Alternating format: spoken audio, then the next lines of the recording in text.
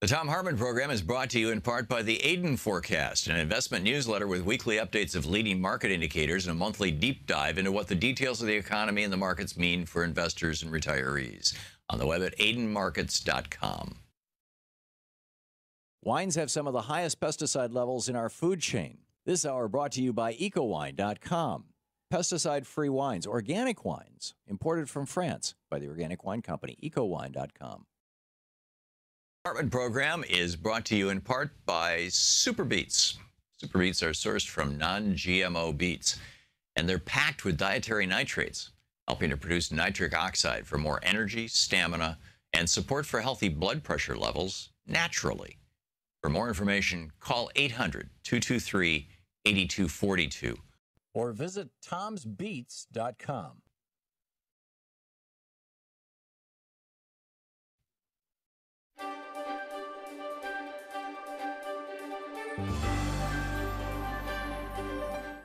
It's the Thom Hartmann University Book Club. Today we're reading from Free Trade Doesn't Work, What Should Replace It and Why by Ian Fletcher. This is from the introduction, which is titled Why We Can't Trust the Economists. America's trade, the book, by the way, was written, I think, around 2010 or 11. America's trade deficit, $696 billion in 2008, $701 billion in 2007, and a world record $760 billion in 2006. Even if it's fallen by half in 2009, a temporary plunge we've seen in past recessions that probably doesn't signify underlying improvement, a $370 billion trade deficit is still astronomical by any reasonable historical standard. To be fair, the trade deficit is not a perfect indicator of free trade's cost. A nation can always balance its trade by crude measures like forcing down wages by political fiat. So hypothetically, we could have a small deficit and a large trade problem. Plenty of impoverished third world nations have balanced trade, and a single year's deficit means nothing. But with numbers this high, our deficit is obviously a big problem, if it's a problem at all. And yet Americans remain afraid to do anything about it. The dangers of protectionism are notorious, and questioning free trade in an intellectually serious way runs into deep waters of economics very fast. So we remain paralyzed in the face of crisis. Over the last 20 years, Americans have brought over $6 trillion, that's trillion with a T, more from the world, bought more from the world than we have sold back to it. That's over $20,000 per American. Ironically, if the U.S. were a developing country, our deficits would have reached the 5% level that the International Monetary Fund takes as the benchmark of financial crisis. The U.S. economy has ceased generating any net new jobs in internationally traded sectors in either manufacturing or services. The comforting myth persists that America is shifting from low-tech to high-tech employment, but we are not. We're losing jobs in both and shifting to non-trade services, which are mostly low-value added and thus ill-paid jobs. According to the Commerce Department, all our net new jobs are in categories such as security guards, waitresses, and the like. The vaunted new economy has not contributed a single net new job to America in this century. Not one. The alchemy of international finance that lets America run a seemingly infinite overdraft against the rest of the world looks suspicious too, because that's what it means to endlessly import more than we export. But where does the money come from at the end of the day? Can we really get something for nothing forever? Or are we in for another crisis like the 2008 financial crisis? Subprime mortgages looked too good to be true, and then they blew up. The aftershocks are still hitting us. Is trade going to be the next shoe to drop? Common sense seems to say that American workers are going to have problems when we trade with nations such as China and India, where the average wage is $1 an hour or less. Corporate America even admits with barely concealed glee that competition from foreign labor has American workers pinned. As one Goodyear vice president put it, quote, "Until we get real wage levels down much closer to those of the Brazils and Koreas, we cannot pass along productivity gains to wages and still be competitive," end quote. Brazil? Korea? Our wages? These nations and others are booming as exporters to the United States, but they remain far too poor to take back enough of our exports to balance our trade. Their combination of dreadful wages and regulatory standards on the one hand and winning economic strategies on the other had so far produced nothing like the living standards needed to make them significant importers of American goods. Despite recent decades of economic growth, there are still over 1 billion people in Asia earning less than $2 a day. Working conditions are the flip side of low pay in developing countries. Production methods long ago abandoned in the developed world, many of them dangerous and environmentally unsound, are still widely in use. In India, for example, foundry workers often don't wear socks, shoes, protective headgear, earplugs, or even eye protection. Often wearing no more than boxer shorts, they squat on the floor next to roaring furnaces. Charles Dickens has moved to Asia. The environment is threatened also. Thousands of foundries in China run on industrial-grade coke with no pollution control devices in their smokestacks, creating a plume of smoke that stretches across the Pacific on satellite photos. Chlorofluorocarbons are banned in the United States, but still used in China as a blowing agent for the production of polyurethane foam cushions and the like, providing a significant cost advantage for Chinese manufacturers. None of this happens by accident. Foreign governments treat trade as war and use use every trick in the book, legal and illegal under international agreements, to grab their industries a competitive advantage. And even when they don't cheat, they are often more skilled in cultivating their industries than we are. Toyota somehow didn't go bankrupt when GM did. All these facts impinge upon America because of free trade. But economists keep telling us everything will be fine. According to them, free trade is good for us, and they can prove it. 93% of American economists surveyed support free trade. This inescapably raises the question of whether they've been doing their jobs or whether America should stick with the policy that they've recommended. This is a book about real-world economic problems, brutally real problems. But it's also a book about economic theory, because in economics, raw facts don't mean much without a theory to interpret them. This is especially true for parts of economics that are as controversial and theoretically unsettled as trade. Wrong theories helped get America into its current trade mess, so we need to get the right theories to get us out of it. Not only theories, of course, but we won't be able to do without them. Can't we just find a practical solution? That's the instinct of many Americans who find economic theory abstruse and often baffling. Unfortunately, not. Free trade doesn't work.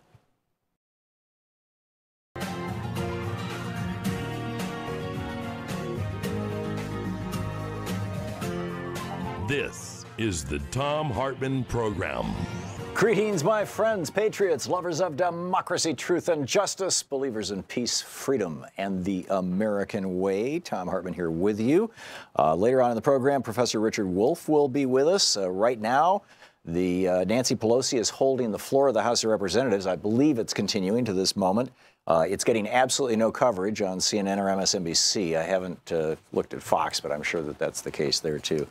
So let's find out what's going on with that and everything else. It's Wednesday. It's our first hour. It's time for Middays with Mark, Congressman Mark Pocan, the co-chair of the Congressional Progressive Caucus.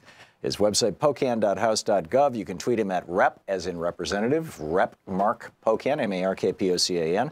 And Congressman Pocan, welcome back. Hey, Tom, glad to be here. Thank you. And thank you for joining us. And I should, for people who might just be tuning in or listening for the first time, Congressman Pocan will be with us for the hour taking your calls.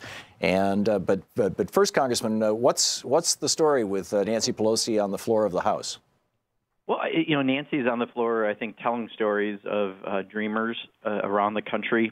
Because of our rules, she can kind of go unlimited, where the rest of us would have various time limits. So she's kind of telling everyone's story for us because she can have the time on the floor. Because what we're seeing with this continuing resolution, once again, that we're going to have, and what we're hearing from what could be coming from the Senate, is, once again, we're probably not going to get a solution to the DACA issue. And even if they get a vote in the Senate, which is what they supposedly got from the last commitment on a continuing resolution, we've got no commitment from Paul Ryan. Paul Ryan is so deeply in the pocket of the Tea Party right now that there's no way he's going to do the right thing unless we put pressure on him. So that's what we're trying to do. But we're out here because the bill that passed the House yesterday, the continuing resolution that provided defense spending through the end of the year, but not the rest of the spending, is dead on arrival in the Senate. So Senate leadership has been working on a package. But again, if it doesn't include some things that we've been talking about, you're going to find a lot of people over here aren't going to support it, and you may not have the support of the Tea Party. So it could be an interesting alliance, so to speak, when that comes back. Is the Tea Party what I refer to as the Cokehead Caucus? I think they've renamed themselves the so-called Freedom Caucus. Yeah, they're the ones who don't want spending for anything other than military. Clearly that's been one of our big issues, is that we wanted to maintain the parity that we've always had. You can't just have a big increase in defense spending and then wind up taking that later out of things that help people with health care and education, Meals on Wheels, Head Start, et cetera. Yeah. I'm curious if you support, or what your thoughts are. I'm sure you don't support it, but what your thoughts are on this plan that Ivanka Trump and Marco Rubio are putting together to give every, it was pitched as every woman in America, maybe they'll extend it to men as well, 6 months of paid maternity leave, but it's paid out of your own Social Security. And if you take that, you have to delay your retirement until 67 and a half rather than 67. This sounds crazy. Yeah, anytime we're touching Social Security, I mean, the Republicans, Paul Ryan in particular, has been trying to privatize that for many years here in Congress. They want to put it into Wall Street's hands, let Wall Street make money, and we'll see if we get lucky. Right now, just watching that big drop we had just over the weekend, right. This is not the thing that you want to put money in. And as you know, you've pointed out, every 8 years, we see something in the cycle. You don't want to take that risk and move Social Security to something so that could be so in jeopardy. And anything you do, I think that would take money out of Social Security puts it in jeopardy. And we should actually be strengthening it, and I would argue making a different price index that affects what seniors spend money on. There's other things we can do that actually be beneficial. This wouldn't be beneficial. And before we pick up calls, is there anything that you wanted to share with us or point out to us that, It's kind of weird because we're in a holding pattern on the continuing resolution right now. We're trying to see, what's going to come back from the Senate. And then, of course, the Devin Nunes memo is still everyone likes to talk about. But I'd rather, I think, address whatever concerns your callers have. Okay, let's go to it.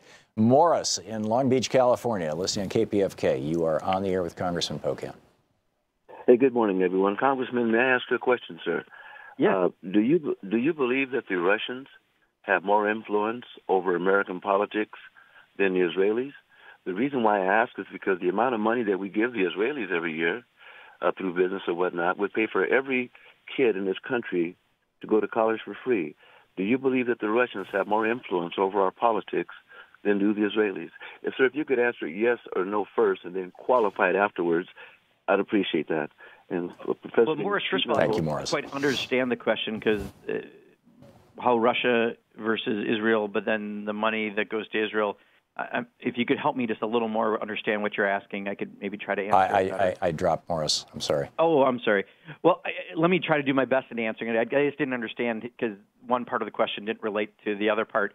Right. I would argue, while clearly we put a lot of money as a country into Israel, I don't know if overall influence. They certainly have influence in the Middle East to a large degree on our foreign policy. But I think, Russia, whether it be because of the size, because of what they're able to do in the world, because of things like the interference in our elections, I still think the supersized issue is the issues that we have around Russia. But I think I understand the second part, although I didn't understand it to the question that Morris was saying, which is we do put an awful lot of money into Israel. And, again, our foreign aid as a percent is really, really small. Israel does get a very large percent of that.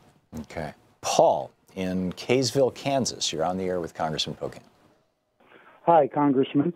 I am a U.S. citizen, and I am in process of seeking asylum where health care is a right.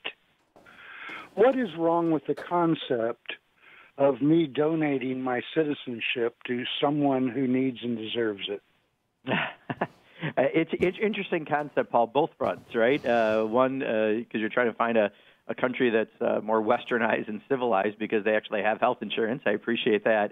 And secondly, clearly the issues around immigration and citizenship have to be addressed. I don't think under this president you're ever going to get a rational discussion because, if all he can think about is building a wall, it's a little bit hard to have an intelligent conversation around, we're a nation of immigrants and what it means.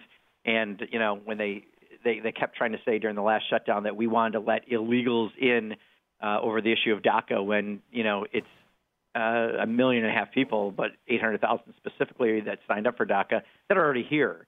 So, again, it's hard to have that dialogue with this president and this Congress, but we really need to have a serious dialogue. But I like your unique approach of thinking outside the box and how you're talking about it.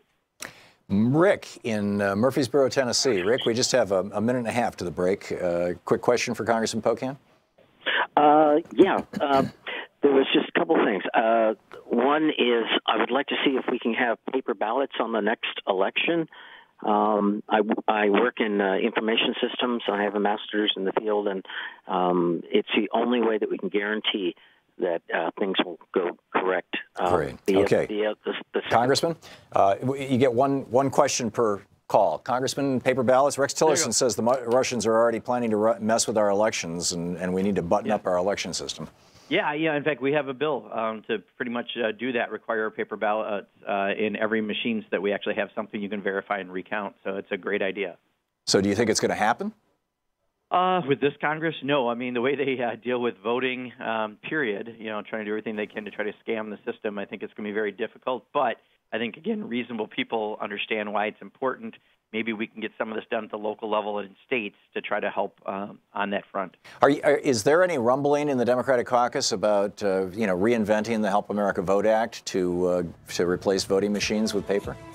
Like I said, we have a bill, and there's some other efforts. I don't know about the Help America Vote Act specifically as the vehicle, but a number of us have talked about it. Yeah, good.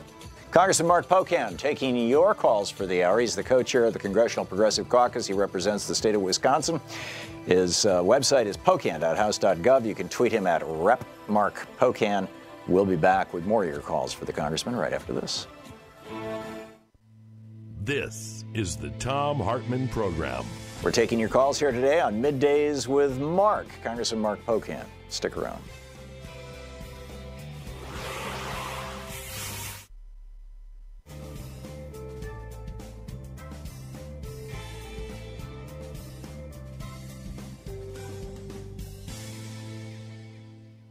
And welcome back. Corky in Hilton, New York. You're on the air with Congressman Pocan. Thanks for watching Free Speech TV, Corky. Hello, Congressman.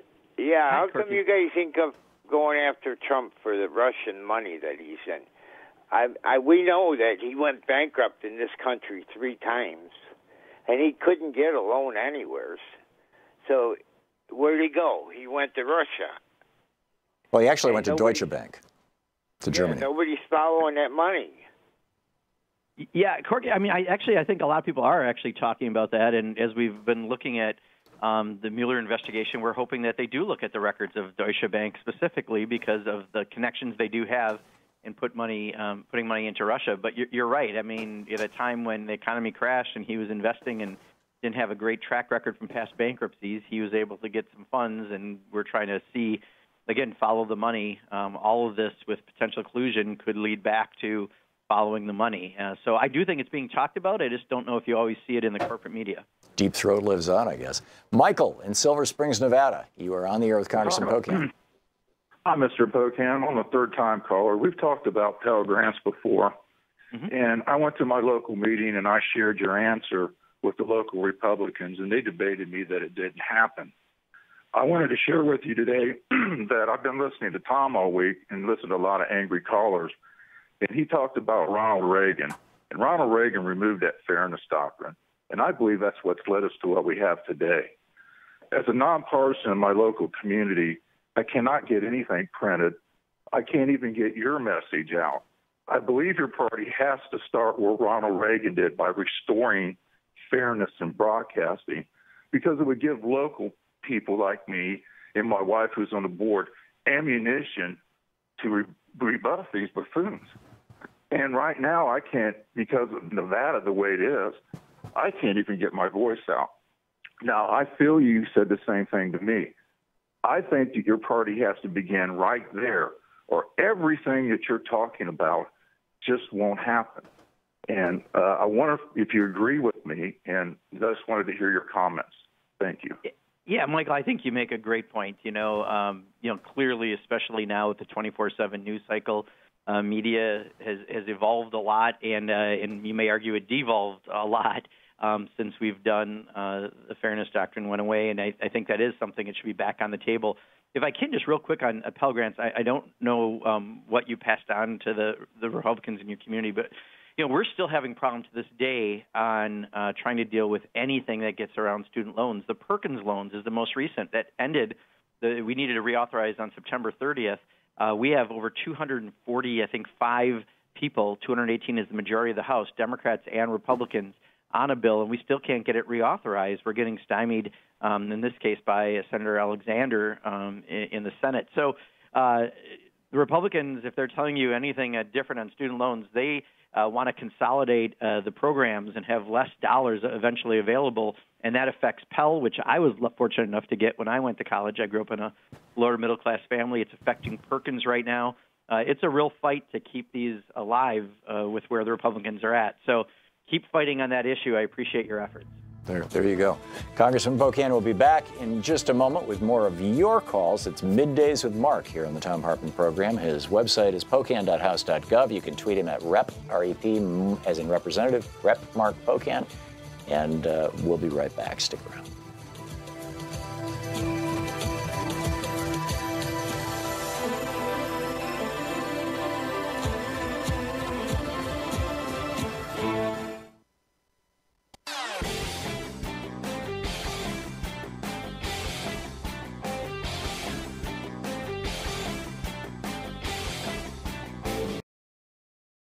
Hi, I'm Heather with Free Speech TV.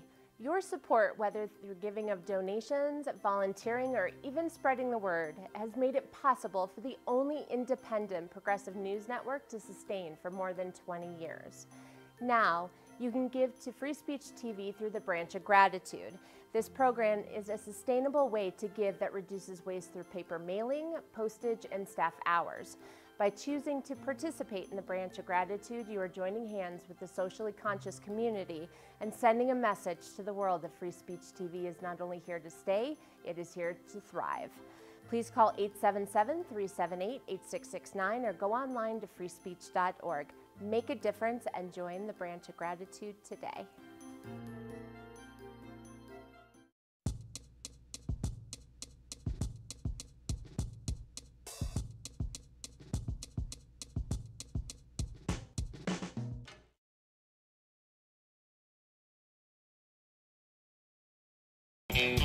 Welcome back. Congressman Mark Pocan on the line with us, taking your calls. Emmanuel in Rapid City, South Dakota. You are on the air with Congressman Pocan. Emmanuel? Emmanuel, you need to... Emmanuel. Yeah, you there? Yes, sir. This is Emmanuel from Houston, Texas. Oh, I'm sorry. I have the wrong city here. Yeah, go for it, Emmanuel. You're on the air. Hi, Congressman. Hi, Tom. I listen to your show a lot, and I'm a truck driver in Houston, and I'm kind of want to talk about how come the Congress, Democrat Congress, always talk. Emmanuel, we just lost you. Can you hear me? No, you vanished for a minute. Can you real quickly summarize your question in case your phone drops again, please? Yeah, what I'm saying is that how come Democrats always hammer about DACA, and not legal immigrants in all general? Like, so a lot of people have been in this country for 14, 15 years. They are working, they are paying their asses. Some make a lot of money, and they don't have their green card. They cannot go to where they come from. They cannot travel out of this country. If they travel, they're going to arrest them at the airport. They're going to detain them for months. How come they did not talk about that? How come they talk about DACA issue alone every time? How come they did not talk before they give this man for the money for the war? How come they could not come together as a Democrat and say this is what they want and get this thing resolved once and for all? That's my question for you, Congressman. Thank you. Sure, Emmanuel, we could do that if we were in the majority. The problem is the party in the majority doesn't see immigration the way you and I do. So I think what we've been dealing with right now is DACA was probably the least of the problems that were out there. The president broke it. We need to fix that most immediately. Otherwise, 800,000 people are potentially up for deportation. But the advocates and many of us in Congress are saying, no, this is a much bigger, broader issue. In fact, I give a lot of credit to the DACA kids who are out there are saying, what about our parents? Like, this issue is bigger. We got to address the whole thing. We would love to do that, but I don't think you're ever going to get a satisfactory answer with Paul Ryan in charge of Congress and Mitch McConnell in charge of the Senate. So we've got some work to do to get to there, but I don't see it that we're not talking about it.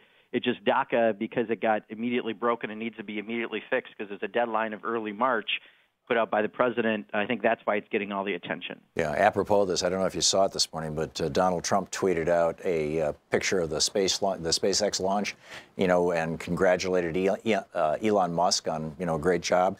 And Twitter just lit up because Elon Musk is an immigrant from a blank hole country from South Africa and an H-1B visa holder. I don't know if he's gotten U.S. citizenship yet or not.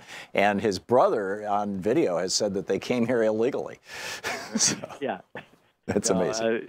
Don't look for consistency with this gang. No, absolutely. Charles in Opelika, Florida. You're on the air with Congressman Pocan. Hey, how you doing, Congressman? Hey, good, Charles. Thank you. Okay, great. And good afternoon, Tom. My question is basically, I don't know if you can do it personally or if the head of the Democratic Party can, but somebody has to send out a letter or something to Robert Mueller. And we want to make it where Democrats are also asking where our voting machines tampered with, because Donald Trump squeaked out a lot of easy victories, by barely not that much over Hillary Clinton in a lot of blue states. And that's also up in the air if he's being investigated for, I guess a conspiracy with the Russians. And that's my question. Yeah, if I could, Charles, let me say, it's also the photo ID and all the other measures to make it harder for people to vote. In Wisconsin, I think the study said, and I'm just trying to do this number from memory, but I think it's 44,000 people they think were impacted in the last election, and Donald Trump won our state by 23,000. 44,000 people weren't able to vote because of ID issues. That on top of the machine issues that we want to make sure there aren't any machine issues, because one of the things that did come out was that the Russians did try to hack into the companies that make the voting machines, and therefore, that's one of the reasons why we introduced a bill with Keith Ellison and Hank Johnson to try to address that. So you're right. I just think let's not forget the photo ID issues and other measures to try to make it harder for people to vote around the country that are being introduced that also are going to impact the next election. We just have 45 seconds till the break. Here's a possible name for legislation: Keep Russians Out of Our Voting Machines Act. Yeah. Right? Oh, I guess see KR. Put yeah. The word. Oh, yeah. You got to have a good acronym. Yeah. But I mean, in a way, it's like, it was impossible to talk about this before the whole, Russia phobia thing or Russia freakout thing or whatever you want to call it. And I don't mean to diminish it or minimize it. Sure. But a year ago, 2 years ago, 5 years ago, all the way back to 2002 when HAVA was passed, whenever people like me said, hey, wait a minute, these voting machines are not secure, they can be hacked easily by Republicans or by partisans who, everybody said, oh, no, you're just being hysterical, don't worry about it. But now that you could say, oh, well, it's the Russians, it's kind of bipartisan, even the Republicans you would think would freak out. Yeah, unfortunately, they're trying to ignore the whole issue, so we don't have them on board yet. But I do think more people are aware of what you and I have talked about for years now. Yeah, well, let's hope so. Congressman Mark Pocan is taking your calls for the hour Middays with Mark here on the Thom Hartmann Program. His website, pocan.house.gov. You can tweet him at @RepMarkPocan. And and he's the co-chair of the Congressional Progressive Caucus, representing the state of Wisconsin. We'll be right back with more of your calls for him. You're listening to the Thom Hartmann Program. Call 202-808-9925. Middays with Mark, Congressman Mark Pocan, right after the news here at the bottom of the hour. Stick around.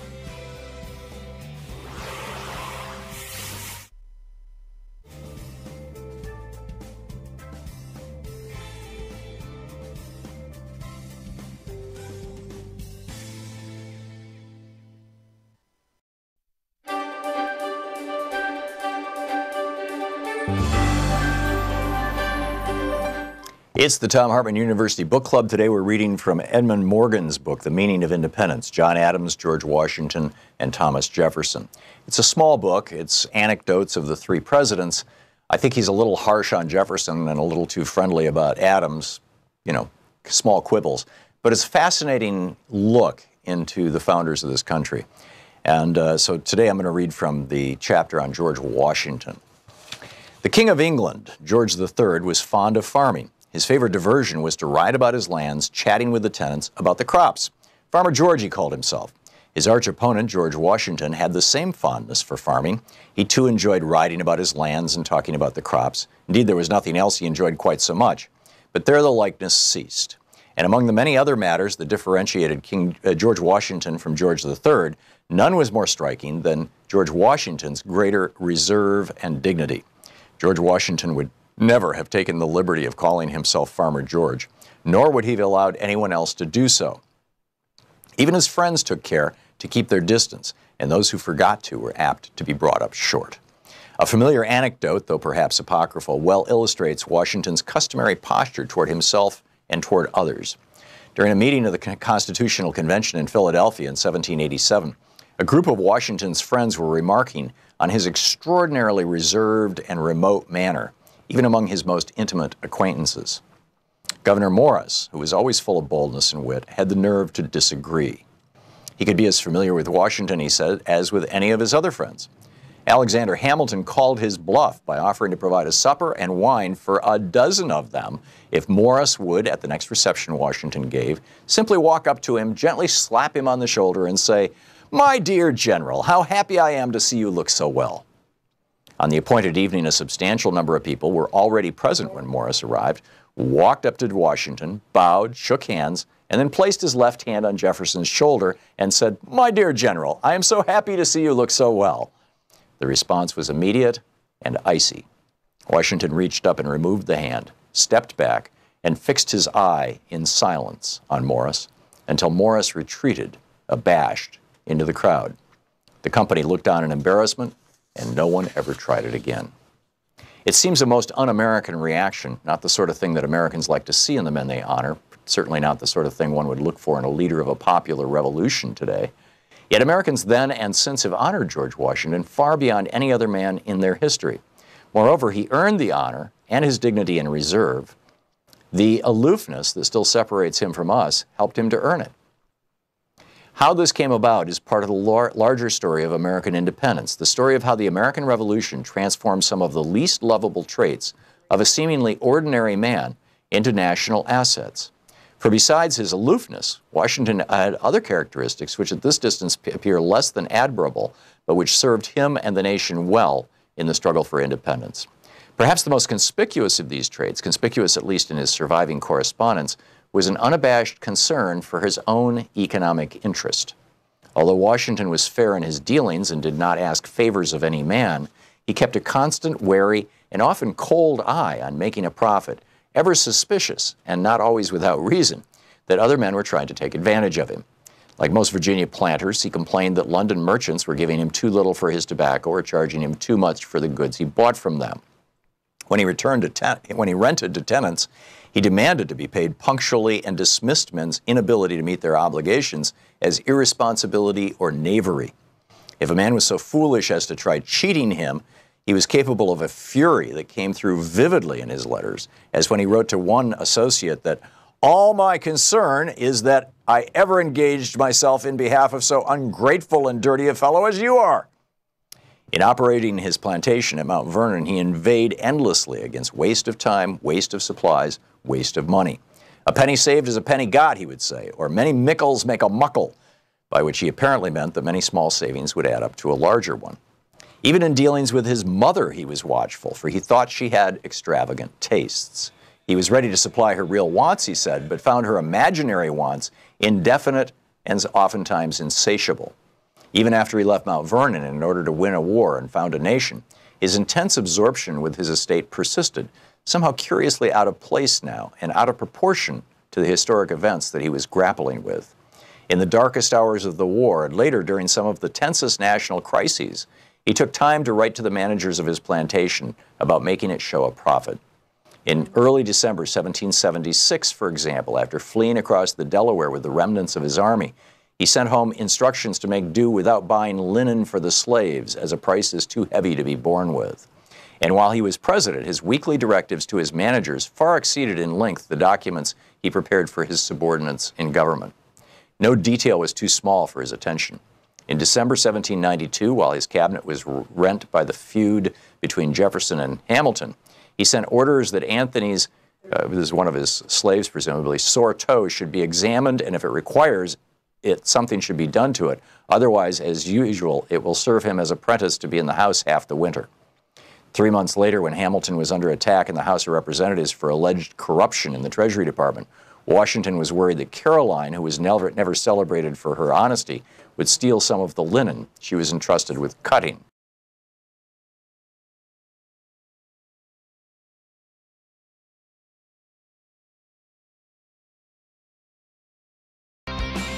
Welcome back to Middays with Mark, our Wednesday first hour with Congressman Mark Pocan, the co-chair of the Congressional Progressive Caucus and the representative of the great state of Wisconsin, and Jared in Downingtown, Pennsylvania. Jared, you are on the air with Congressman Pocan. Hello, Tom. Hello, Congressman Pocan. Go Eagles. I don't know if you were rooting for the Eagles during the Super Bowl, but I'm very glad they won. But what I really wanted to get to was the issue of gerrymandering. Recently, the U.S. Supreme Court declined to hear a Pennsylvania case on the gerrymandering of the congressional districts of our state. And because the Pennsylvania legislature will not pass a bill that Governor Tom Wolf will sign, that's not going to happen by February 15th, the Pennsylvania Supreme Court is going to draw up the districts. So the GOP for the last 20 years has been drawing our state to bend to their whim. It's not democratic. There is no democracy in this. It's basically just the Republicans take over. They control everything. They're going to gerrymander all the Democrats into a few districts where they have basically reigning power forever. But this is finally going to open us up to maybe a free and democratic election in Pennsylvania. But I'm wondering, why is it we haven't seen any federal legislation on the issue of gerrymandering in the U.S. Congress? Why don't they just pass a bill that federalizes it, along with our elections too?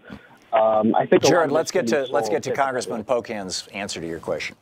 Yeah, Jared. So I mean, there have been measures introduced. John Sarbanes has been kind of our leader on a lot of these, what I would call good government sort of issues around ethics and elections.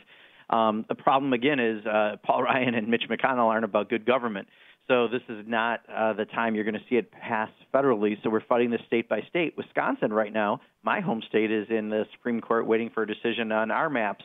I know your maps are imminent in Pennsylvania because I saw a Republican member from your delegation going around to the Democrats from Pennsylvania yesterday saying, this is what your district is going to look like, all braggadocious, as if, again, they're partisanly drawing the lines. What we all need to do, in my opinion, to do this right, because Michigan, Ohio, Pennsylvania, North Carolina, from the Republican perspective, and quite honestly, Illinois from a Democratic perspective, are gerrymandered. Just for example, do what Iowa, California, I think it's Arizona does, which is have a citizen panel draw the lines so that you take it out of the hands of politicians picking their voters, and you have it the other way around where voters pick their elected officials. I think if we do that, don't wait for the pendulum to go our way and then we take advantage of it. Let's just do the best thing we can possibly do, have fair and impartial elections, and then we won't have the complete, utter failure that we've had in federal governing since 2010. Sibylla in Greer, South Carolina. If I'm saying your name right, you're on the air with Congressman Pocan. Hi, Tom. Hi, Congressman Pocan. I was calling regarding Social Security and the budget that's being put together, and I wanted to ensure that Social Security was safe. Or was it because of the large deficit? Are we going to see a cut in Social Security income? Well, it's a great question, Sibylla. A couple fronts. One, it's clear Paul Ryan has put forth budget after budget after budget over the years when he was the Budget Committee chair and when he was just a neocon strategist here in Washington to privatize Social Security. They would love to put that into the hands of Wall Street instead of something that's going to provide for real security. And now that they've blown a $2+ trillion hole into the deficit because with interest over the next 10 years.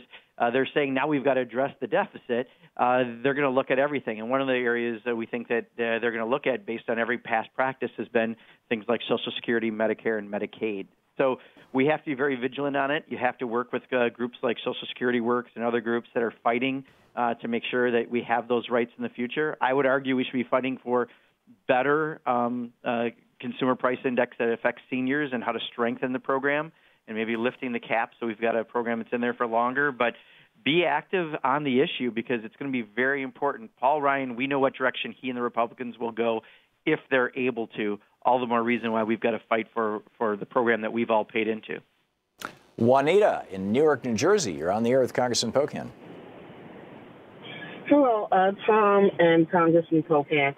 I just wanted to know, is there any way that we can get information out to the regular public that may not have cable? For instance, an example, Trump said something about he want more Norwegians to come to the U.S., but then people don't understand because I heard Tom say it. Norwegians have free college, free medical, free maternity, and they also get an account every year of what their government spends as far as taxes. Why in the world would they come to the United States when we're trying to get what they already have? But a lot of people that I talk to, they're not aware of this. Is there any way that we can get this information out? Every time Trump says something like this, there's a rebuttal and the truth comes out. Yeah, Juanita, great point. I mean, that was one of the more outrageous statements by a guy who makes an awful lot of outrageous statements, right, that somehow you're going to bring a bunch of Norwegians into this country. But I think social media, I know it doesn't hit all demographics, but it's probably the quickest, easiest way to get a message out real quick and to respond, and also to use proactively to put out some facts before they try to put out misinformation. So, Twitter, Facebook, Instagram, other forms of social media are great to try to get those messages out, in addition to, obviously, things like Tom's program and cable. We have a hard time sometimes with the corporate media in getting these messages out in the 22 minutes that they have to sell detergent. It's sometimes difficult to have a conversation in depth about the stuff that's happening in the White House. So I'd encourage you to get involved in social media if you at all can. Casey in West Palm Beach, Florida. Casey, you're on the air with Congressman Mark Pocan. How you doing, gentlemen? Good. Very good. Well, I'm mad at both of you two. Casey, please make your point. The Democratic Party rigged the primaries. That is no different.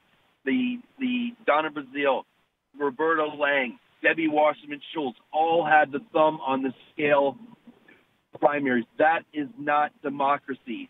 That is not what the Democratic Party stands for. And what they've done, and still, they have not even apologized or even admitted their wrongdoing. For you to point out the gerrymandering from the Republican Party and not the Democratic Party, shame on both of you. Okay, Casey. Congressman? Yeah, so Casey, I did when I said Illinois. If I wasn't clear enough, I'm sorry, but I pointed out the states I know because where I'm at, Wisconsin, Michigan, Ohio, Pennsylvania, and then I think North Carolina has gotten a lot of coverage, have been gerrymandering examples from the Republicans. And then we've got Illinois, for example, on the Democratic side, and I'm sure there's other states. That's why I suggested we look at a nonpartisan model like they have in Iowa, where they have a citizen commission do this rather than the people that are going to be elected by the people that they're trying to then select to be their constituents. So I actually think we did address it. I'm sorry if you didn't, if I wasn't clear enough on that example. But I said both parties did it. So, I understand some people don't like political parties, period. But the bottom line is in this case, it is done by both. It's done a little more, at least in some very high-profile states in my region by the Republicans. But regardless, sometimes people say, wait till the pendulum moves and then we can take advantage of this. I disagree. You fix it so it's done right, and we're going to have a better chance at a real democracy. Dave in Federal Way, Washington, listening on Sirius XM. Dave, you're on the air with Congressman Pocan. Dave? No Dave. Let's try Steve in Lincolnshire, Illinois. Steve, you're on the air with Congressman Pocan. We got we got 2 minutes. Yeah, hi, Congressman. I've just got two quick questions. Please pick one, Steve. Well, I just wanted to know what they thought the chances of Randy, I don't know his last name, Iron Stash? Randy Bryce. Yes, and I I wondered also, I live in a solidly blue district, but I'd like to contribute, let's say, $1,000. Where should I send it to? Should I cherry pick individual candidates? If you had $1,000, would you give it to the DNC, individual candidates, or what should I do with my contributions since none of my congressmen are in danger? Okay. I'll tell you, Steve, that second part I can't answer because that goes a little too far into the political realm where I'm taking a call right now. So, listen to Thom's program. He has lots of folks on, and I think Thom can give you really good direction and advice on that. But what I can say, just by the 1st Congressional District in Wisconsin where Randy Bryce is running, it is a +4 or +5 Republican district. And given that we just saw in another part of Wisconsin a special election that went from 17 points Trump to +5 for the Democrat in the state Senate race, it was actually a 27-point, I think, shift in the end.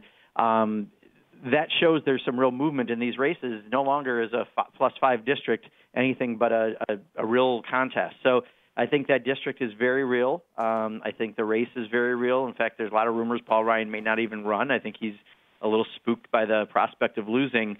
I can say that because that's not saying vote for or vote against right now, but I think, if you keep listening to Thom's program, he can give you good guidance on where to invest your money. Okay. And, we're hitting a break right now. I was thinking, soon it's coming up. There it is. Congressman Mark Pocan is taking your calls. It's Middays with Mark on the Thom Hartmann Program. Check out his website at pocan.house.gov, and you can tweet him at Rep. Mark Pocan. Representative Pocan will be back with more of your calls in just a few minutes. He's also the co-chair of the Congressional Progressive Caucus, as well as a representative from this great state of Wisconsin. We'll be right back. You're listening to Thom Hartmann. Visit thomhartmann.com for audio and video archives. And you're listening to Congressman Mark Pocan. Middays with Mark, right back at you in just a second.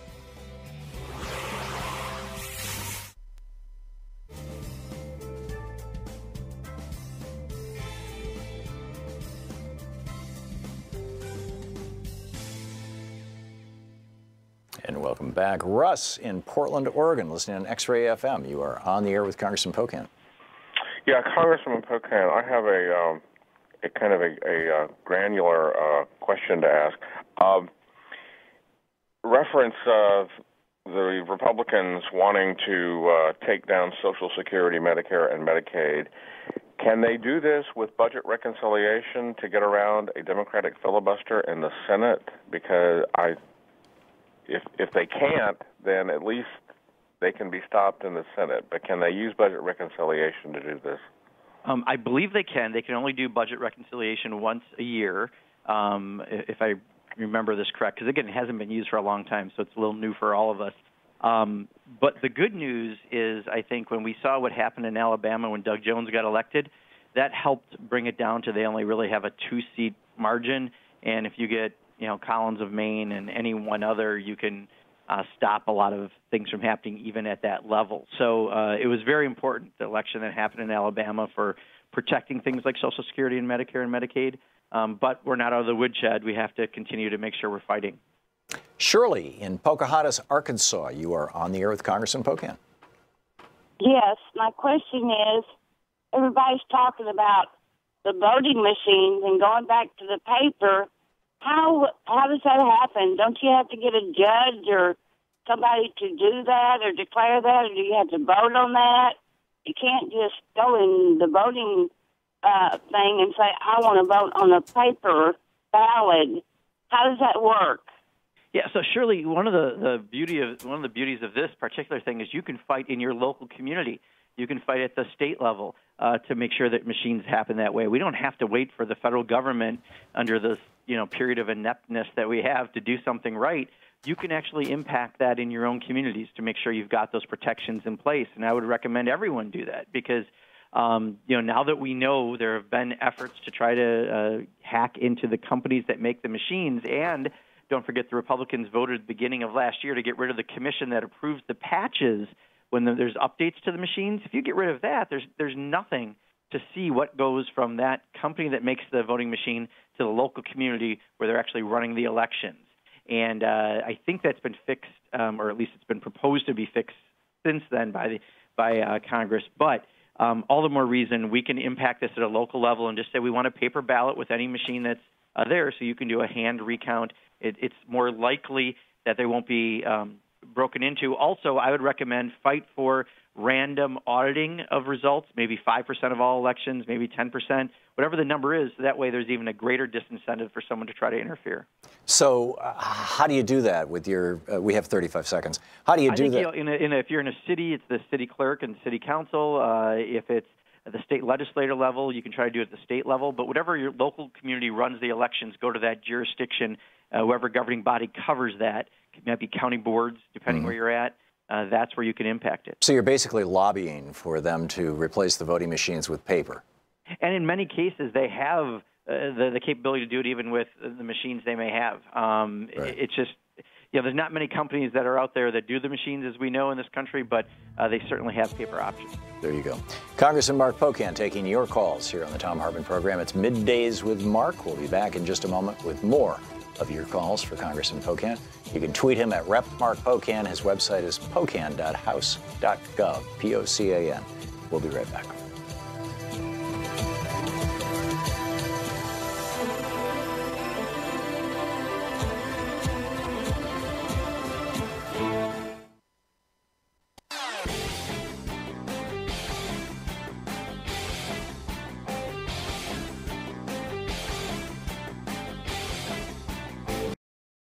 Hi there, I'm Marie with Free Speech TV. Your support, whether through giving donations, volunteering, or spreading the word about Free Speech TV, has made it possible for the only independent progressive news network to exist. And for that, I want to say thank you. Now you can give to the network powered by the people by donating an unwanted or used vehicle through our Vehicles of Change program. If you have an old car, RV, or even a motorcycle, Free Speech TV can use it to grow and thrive. You can make a bigger difference in supporting Free Speech TV by giving an old car. It's a great way to support the network without having to dig into your bank account. Just call 877-378-8669 and ask for more information about Vehicles of Change. Again, the number to call is 877-378-8669.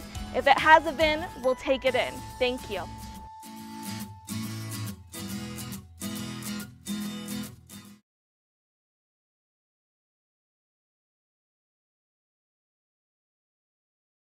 Welcome back. Congressman Mark Pocan taking your calls. Rob in Guys Mills, Pennsylvania. You are on the air with Congressman Pocan. Yeah, I don't know if there is a good answer to this because I think it's a huge problem.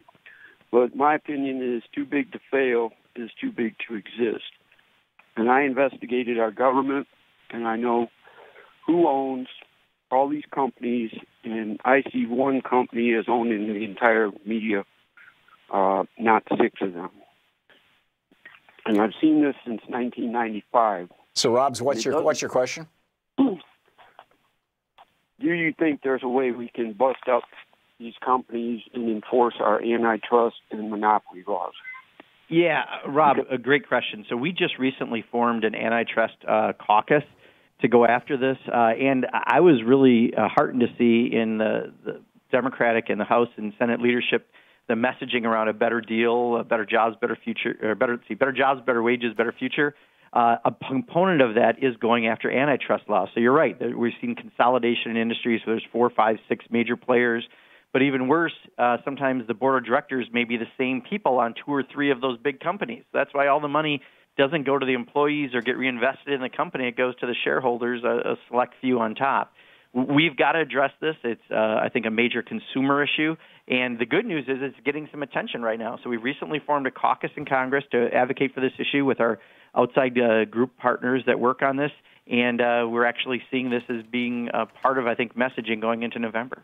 There's an amazing website that deals with this, Congressman. It's called theyrule.net. THEYRULE.net, and you can pull up, I think it's got about 100 or maybe 200 companies, and you can pull up a company, click on it, and it'll show you who all the people are on the board, you know, by name, and then you can click on them, and it shows all the other boards, all the other companies that they're on, and you can literally take like you put up AT&T and put up General Electric, and then just say connect the two, and it'll show you, okay, AT&T shares a board member with Wells Fargo, and that board member and a board member of Wells Fargo is shared with, Acme or whatever, and then they have a board member with IBM, and you can literally see it. In fact, in my book, Unequal Protection, I daisy-chained the 100 largest corporations in America, and you can make a continuous loop all the way around them, just by their boards of directors. It's incredible. And absolutely, and that's what we're seeing. And then you wonder why the decisions don't benefit the workers or reinvest in the companies, as they've all had increased productivity and profits are up since 2008. It's because all the money is going to the top shareholders. There you go. James in Franklin, Tennessee. You're on the air with Congressman Pocan. Yes, Congressman, I'd like to ask you think that it would benefit the Democratic Party more to talk about the issue and get off this Russia thing? I mean, this is all we're getting to hear from the mainstream media on the progressive or the liberal stations. This is all they do. And it don't cost them any money. We need to talk about issues to where we're going to get some money to help these people. Yeah, James, I want to get your opinion on that. Yeah, no, I think you bring up a superb point. I mean, we need to be talking about creating good-paying, family-supporting jobs, because most people, what they talk about at their kitchen table is whether or not they can afford their mortgage or rent. Can they have health insurance for their family? Can they take a family vacation that year? I mean, it's the core issues. And when you talk about Russia, that doesn't relate to a lot of people. Now, Russia's important because it may just take down this president, because it looks like more and more there likely was collusion going on with the Russian involvement in the election. So it's an important issue, but I agree. It doesn't necessarily mean that 50 out of every 60 minutes on a show have to be put to that, which I've seen myself. Instead, we're not talking about those core issues that engage people to understand why it's important to go out to vote, because it's in their economic best interest to do so. Carl in McChesney Park, Illinois. You're on the air with Congressman Pocan. Hello, Mr. Pocan. I've been on Social Security for several years, and I haven't got a raise on my check in 4 years. So, adjusted for inflation, that would be Social Security cut. So I'd like the Progressive Caucus to introduce a bill to get rid of that Consumer Price Index and bring back the cost of living adjustment. Yeah, Carl Dunn. I mean, we put it as part of every year's budget. So for other people to understand, the increase in Social Security is tied to the CPI, the Consumer Price Index. The problem is that relies heavily on things like oil and gasoline. And for the average senior, I'm almost 89-year-old mother this month. She hasn't driven for a few years, so that doesn't impact her budget. But over 25% of the average senior's budget does go to medicines.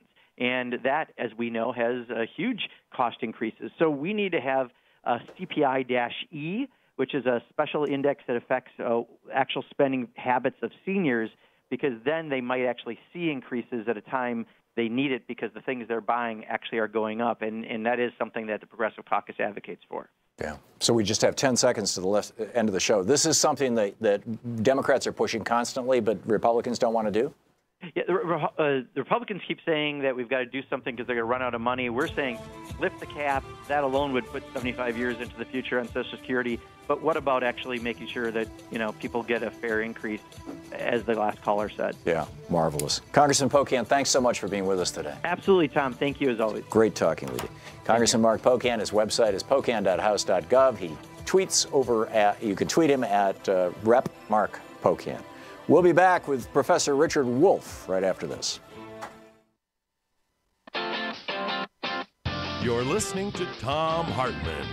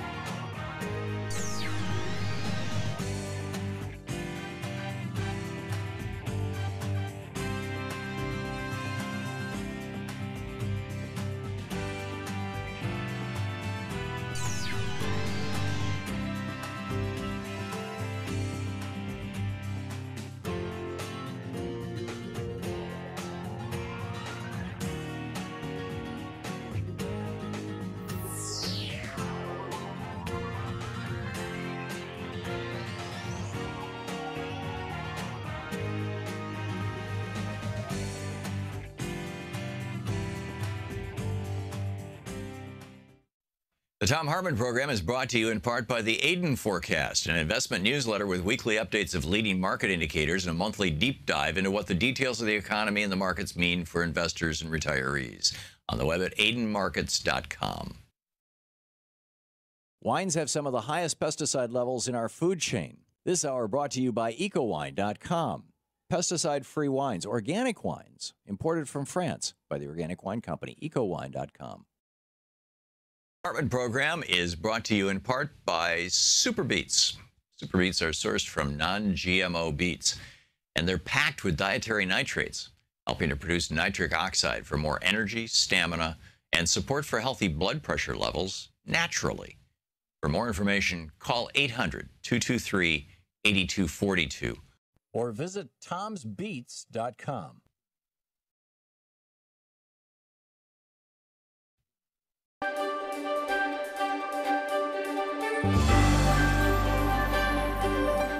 It's the Thom Hartmann University Book Club. Today we're reading from An American Prophecy, The Fourth Turning by William Strauss and Neil Howe.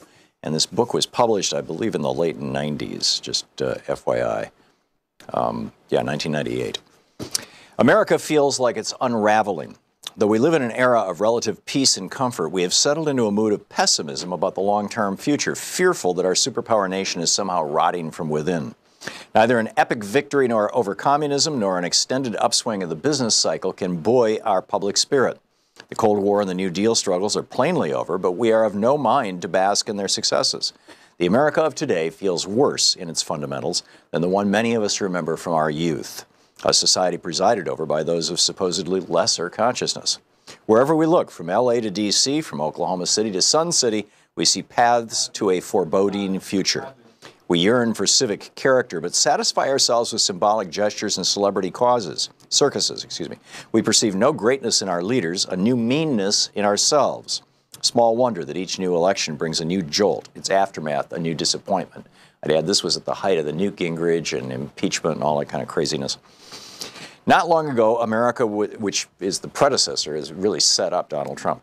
Not long ago, America was more than the sum of its parts. Now it is less. Around World War II, we were proud as a people, but modest as individuals. Fewer than 2 people in 10 said yes when asked, "Are you a very important person?" Today, more than 6 in 10 say yes. Where we once thought ourselves collectively strong, we now regard ourselves as individually entitled. Yet even while we exalt our own personal growth, we realize that millions of self-actualized persons don't add up to an actualized society.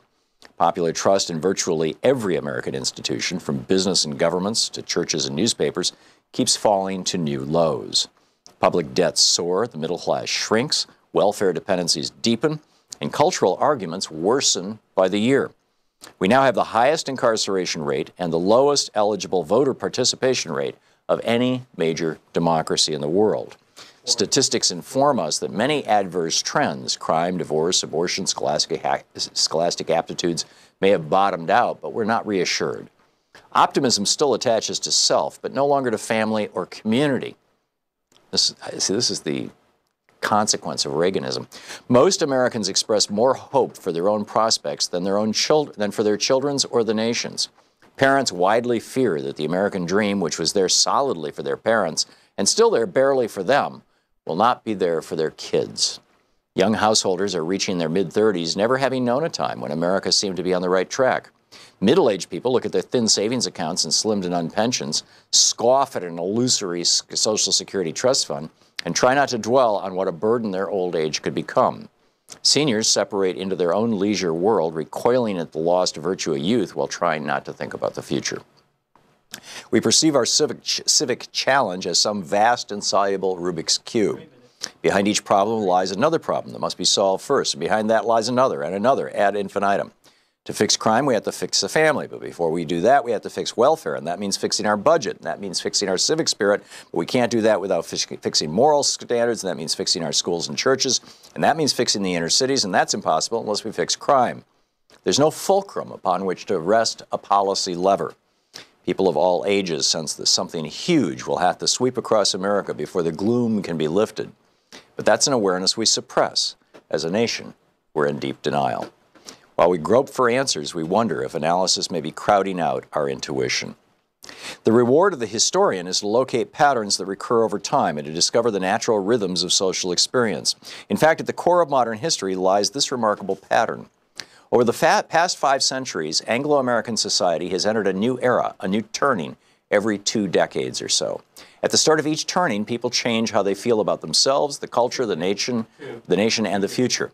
Turnings come in cycles of 4. Each cycle spans the length of a long human life, roughly 80 to 100 years, a unit of time the ancients called seculum. Together, the 4 turnings of the seculum comprise history's seasonal rhythm of growth, maturation, entropy, and destruction. The first turning is a high, an upbeat era of strengthening institutions and weakening individualism, where a new civic order implants and the old values regime decays.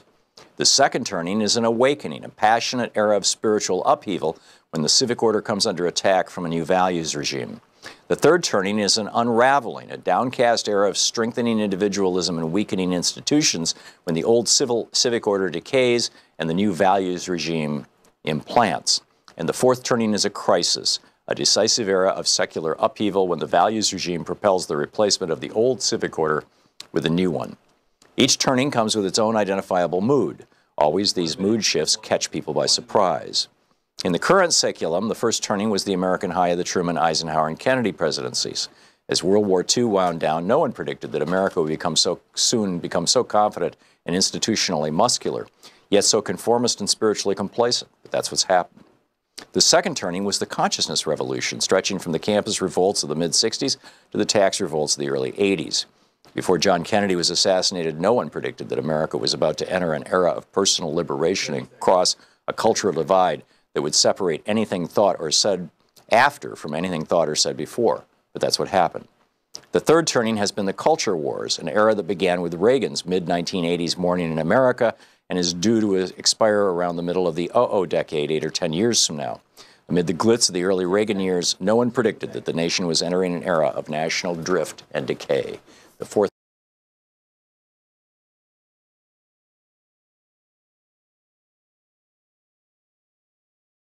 This is the Thom Hartmann Program. Welcome back. Let's check in with Professor Richard Wolff, the economist, co-founder of Democracy at Work, author of numerous books, most recently Capitalism's Crisis Deepens, Essays on the Global Economic Meltdown, his website democracyatwork.info, and of course rdwolff with 2fs.com. And Professor Wolff, and you can tweet him at Prof. Wolff, P-R-O-F, as in Professor, Wolff, W-O-L-F-F. Professor Wolff, welcome back to the program. Thank you, Tom. Glad to be here. So we have had a wild ride since you and I last spoke, which I think was a week ago today, as I recall, and on the stock market. And A, the stock market is not the economy, but B, the stock market has a hell of a lot of influence on the economy, as we all saw in 2007, 2008, or 2008, 2009, I guess. What is going on here? What are your thoughts on this, and what do you see happening, and what do you think we should do about it, if anything? Well, it's a little bit of the old joke about deja vu all over again. Let's remind everybody. We had a boom in the 1990s that ended up with the crash in the year 2000, what we call the dot-com crash.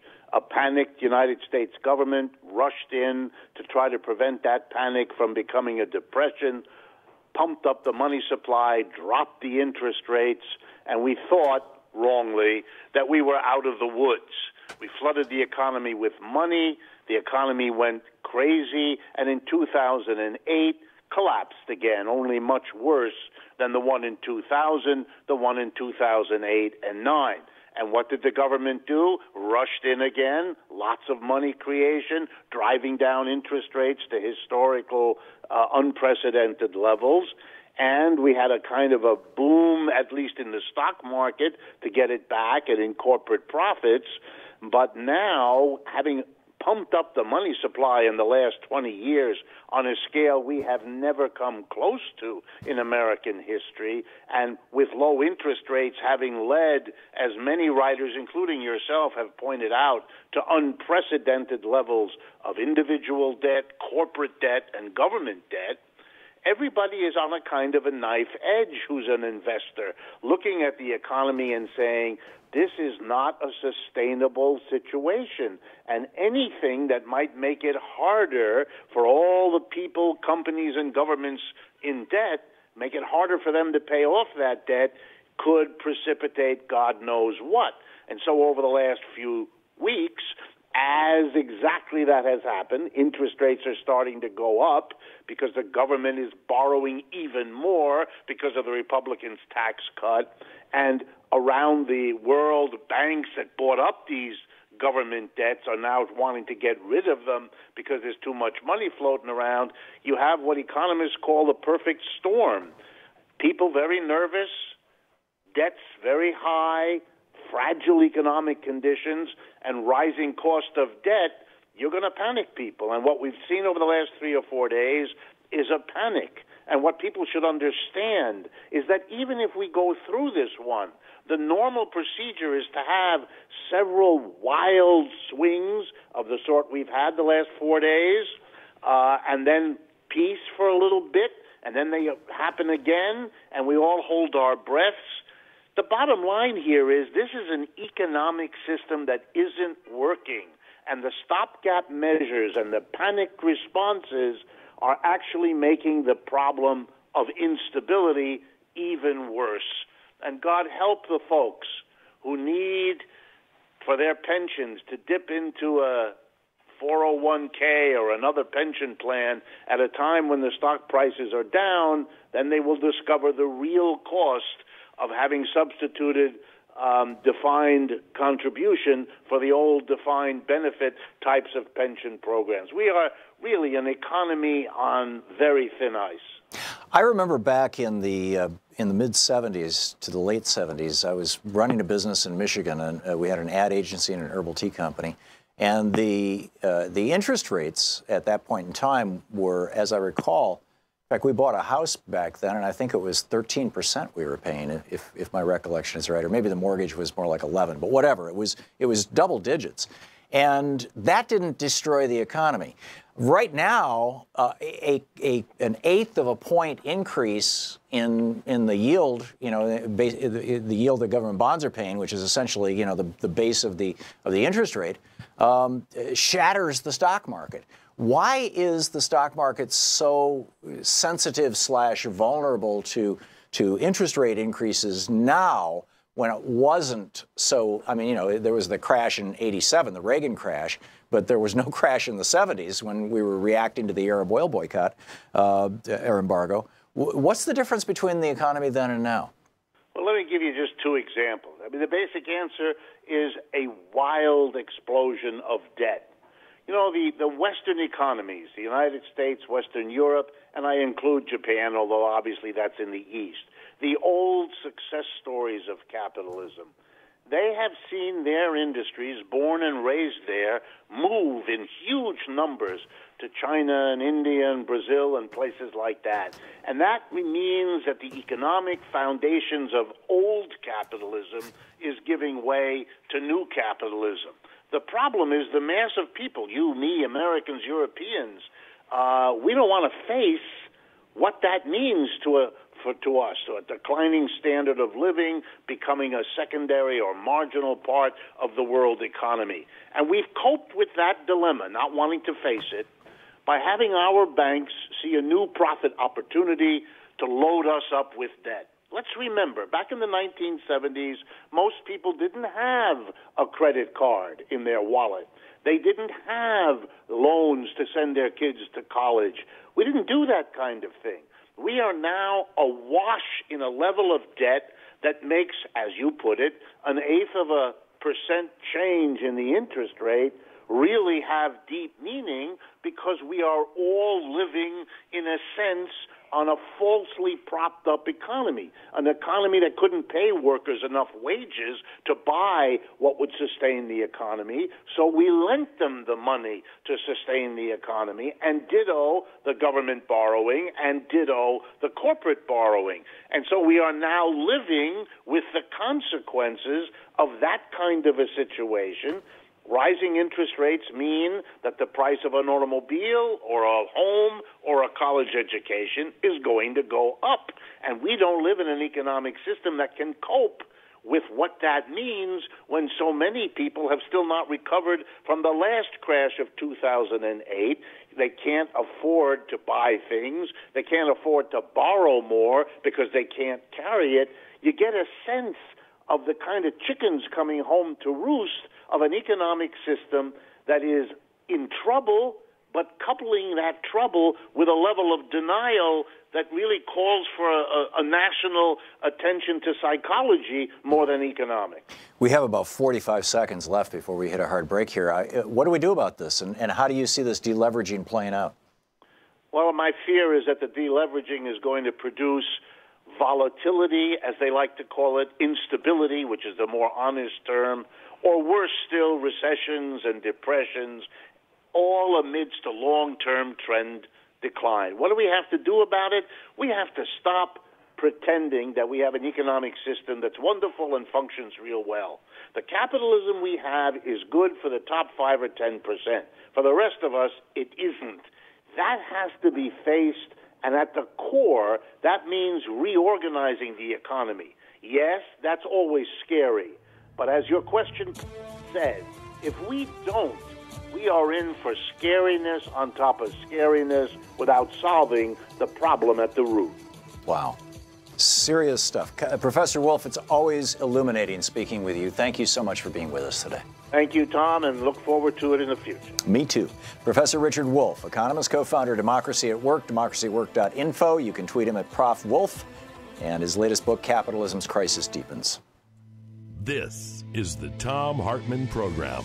We'll be back with more of the news of the day, your calls, and my thoughts on all of the above right after this.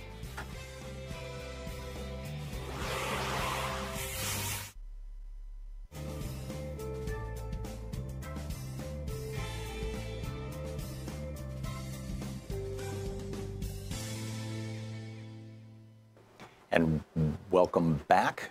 Albert in Gainesville, Florida. Hey, Albert, thanks for watching Free Speech TV. What's on your mind today? Tom, I had a question about this Social Security. I get a lot of mail coming from the Council of Retirement Social Security, and they got a return address in Washington, D.C., and I don't have any idea who these people are. I don't either. And I want, is they legitimate or what? Because they always asking for money. Yeah, if they're asking for money, then they are not legitimate, Albert, and they are not the federal government. It's somebody has created an organization to try to squeeze cash out of people or con cash out of people, and they've slapped the word Social Security into it as a way of trying to convince you that it has something to do with the government. I would throw them away unopened, frankly. And some also they put Marco Rubio and Bill, the other congressman name on there also. Bill Nelson. They name on the Republicans. Yeah, Bill Nelson, I think it is. Bill Nelson. Yeah, they slapped their name on a couple of them. Yeah, this is it's either a scam or it's a political fundraiser. But in either case, it's nothing that you want to be sending money to, Albert. I don't send no money on, but I did write a little note on there, and I didn't send it off, but I got it addressed to send it back. I said I've been paying into Social Security for a long time, and I deserve some money back, not to be giving money away. Yeah, there you go. I had a lot of this stuff. Just this morning, I got this thing that looks like it came from the Social Security office or, a government office, and it says, important, open immediately, and time sensitive. And it's from Personnel Concepts, Compliance Service Department.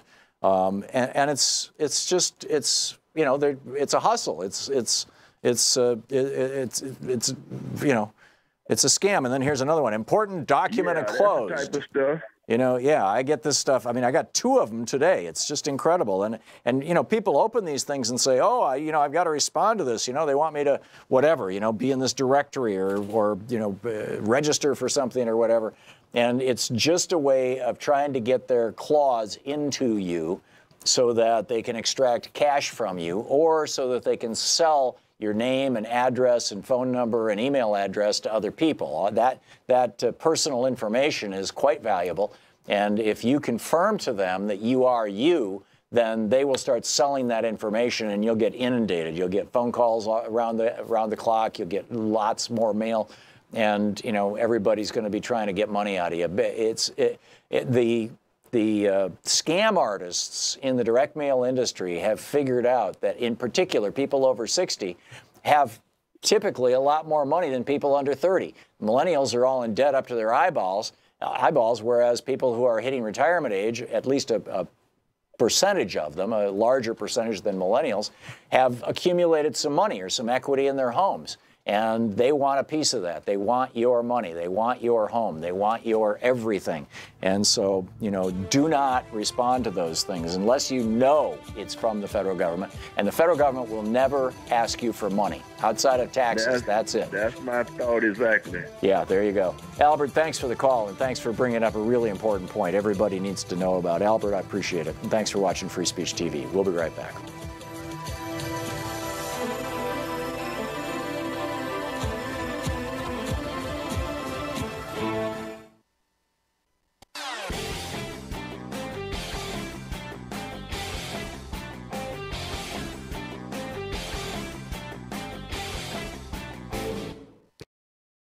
Hi there, I'm Marie with Free Speech TV. Your support, whether through giving donations, volunteering, or spreading the word about Free Speech TV, has made it possible for the only independent progressive news network to exist.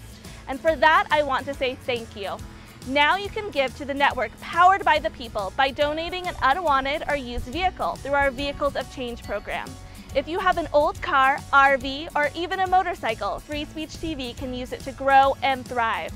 You can make a bigger difference in supporting Free Speech TV by giving an old car. It's a great way to support the network without having to dig into your bank account. Just call 877-378-8669 and ask for more information about Vehicles of Change. Again, the number to call is 877-378-8669. If it has a VIN, we'll take it in. Thank you.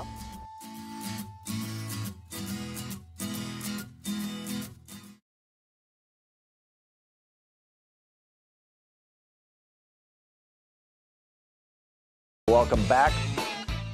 I've got just a pile of news here that I haven't yet had a chance to get to that I wanted to share with you, and some of this is just stuff that we can talk about. Other stuff is just stuff I want you to know about. Just to start out, since we were just talking to Professor Wolf, I've mentioned before, Aiden Forecast is one of the underwriters of our program, and they have a daily newsletter that goes out. It's called the Daily Pfennig, written by Chuck Butler, and who's also undergoing cancer therapy. He keeps us up to date on how he's doing, which is fascinating. He's such an upbeat guy.